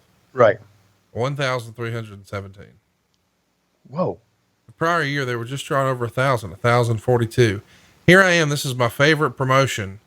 And they, on average, draw 1,000 people. Damn. Hurts my feelings to even read that. Well, I don't want that for them. Just goes to show you that, I guess they liked it, but didn't like it enough to come out and see it. Right. Yeah.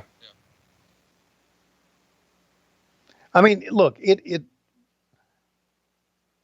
seems to me that ECW, you may have liked it a TV show, but you may have looked at that crowd and say, I don't want to be a part of that. Right. No, I was in it. I loved it. It was well, fun. I'm not saying you, I'm saying a lot of people probably felt that way. Just spitballing here, wild guess. Why something that had such great action and such, acrobatic, crazy bullshit didn't draw enough fans. I don't know. It was in the Observer this week that week rather. That Psychosis had just signed a deal for $1,500 a week. It's hard to imagine you get a talent like Psychosis for $82,000, but they did. It also says that he's having problems with Raven. He writes, regarding Raven, Paul Heyman disputed the version of the story from last week. He said he never nixed a match with Tajiri, that it was simply something he had come up with, but changed his mind to an angle with Rhino instead. Heyman said he never nixed a going away party for Raven, nor told him his quotes about not giving him a release were a work.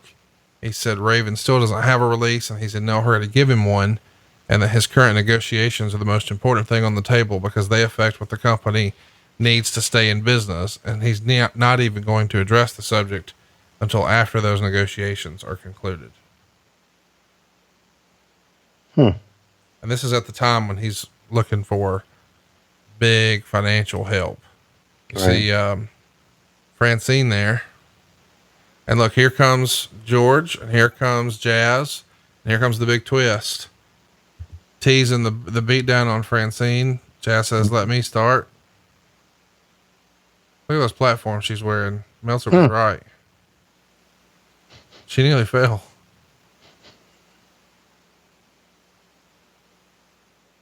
She did fall. Man, there's the top heavy ring right now. Jesus. Yeah, those platform shoes are brutal. Here goes the Bronco Buster, and they missed it. Oh my God. Dude, can you imagine a boot to the no?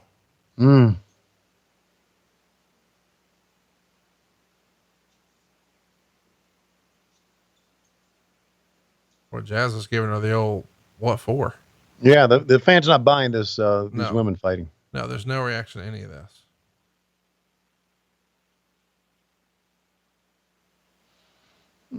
Oh my God. Come on. Whoop. That's what they wanted to see, and they got it. Big pop. Yep. The big X is over the gimmicks. She runs to the back. Oh, and incredible tombstone pile driver on Jazz. How about that shit?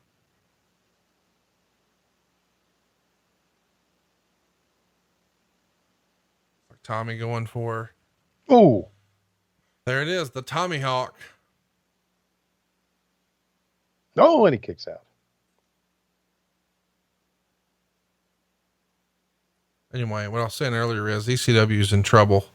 Jay Hassman's group had talked about buying an ECW, which included current WCW vice presidents David Crockett and Rob Garner. And Crockett had told people he had already been approached by Hassman and had already turned him down about being part of any wrestling endeavor.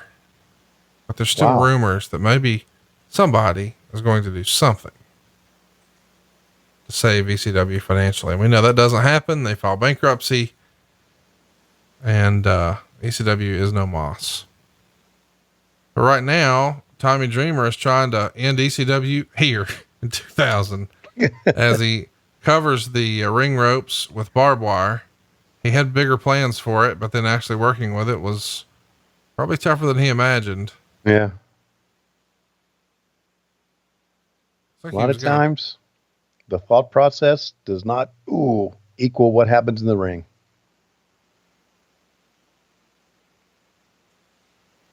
So barbed wire to the gonads. Now Tommy Dreamer's trying to go for his finish, but nope. Instead, Just Incredible is going to turn it into the world's biggest tombstone right on the barbed wire. That should do it. The right shoulder's up! The right shoulder's up! I love Joey Styles. I hope he comes back to wrestling one day.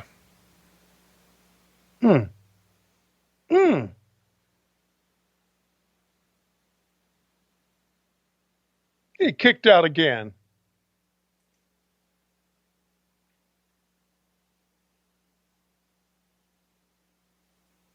Well, they're doing what they can here at the end here, man. Yeah, they're trying. They're working hard. Yeah, they are.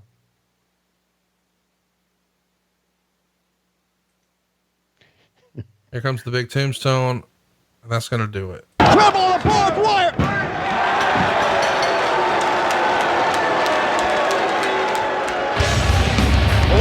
So there it is. Just Incredible is your winner, and he retains the world championship. And you see fans start throwing some trash in the ring. Speaking of trash, next week we will visit a little person masturbating furiously in a trash can. RASSLIN, that's wrestling, especially when it comes to TNA. If you haven't already, join this on the Impact Plus app. The Impact Plus app is what you need. I think it's like $7.99 a month. And you can watch this with Tony and I next week. And Tony, I'd be lying if I said I wasn't looking forward to hearing what you think about a little person whacking it off in a trash can. Well, that's entertainment, I guess. And it was back at that time. I'll be interested to see exactly what was said about that. Well, it's fun to see, TNA in the very, very early days and its initial incarnation and what Jarrett and his dad and Russo sort of had a vision for. Good, bad, and ugly. So that's what we're doing next week. You can get all these shows early and ad free over at adfreeshows.com. And of course, you're welcome to join our little gang over at patreon.com/WHW Monday. But as for now, Tony, it feels like it's about that time. It's about that time, and this one-on-one matchup will feature Dave Silva of Flea Market fame going up against Taz of Sweetie Pie fame. And these two combatants look to butt heads, and they're off. And he grabs Dave Silva by the head. He does a good standing switch and rolls him up. Oh, he can't get him over. Sweetie Pie, Sweetie Pie, Sweetie Pie. We're desperately out of time. See you next week on What Happened When. Mondays we're on Patreon. Wednesdays we're on Westwood One. And don't forget, ad-free shows each and every week. We'll see you next week on Patron. Hey, it's Conrad Thompson here to tell you a little more about what adfreeshows.com is all about. Get early, ad-free access to more than a dozen of your favorite wrestling podcasts every single week, starting at just $9. That's less than 20 cents an episode each month.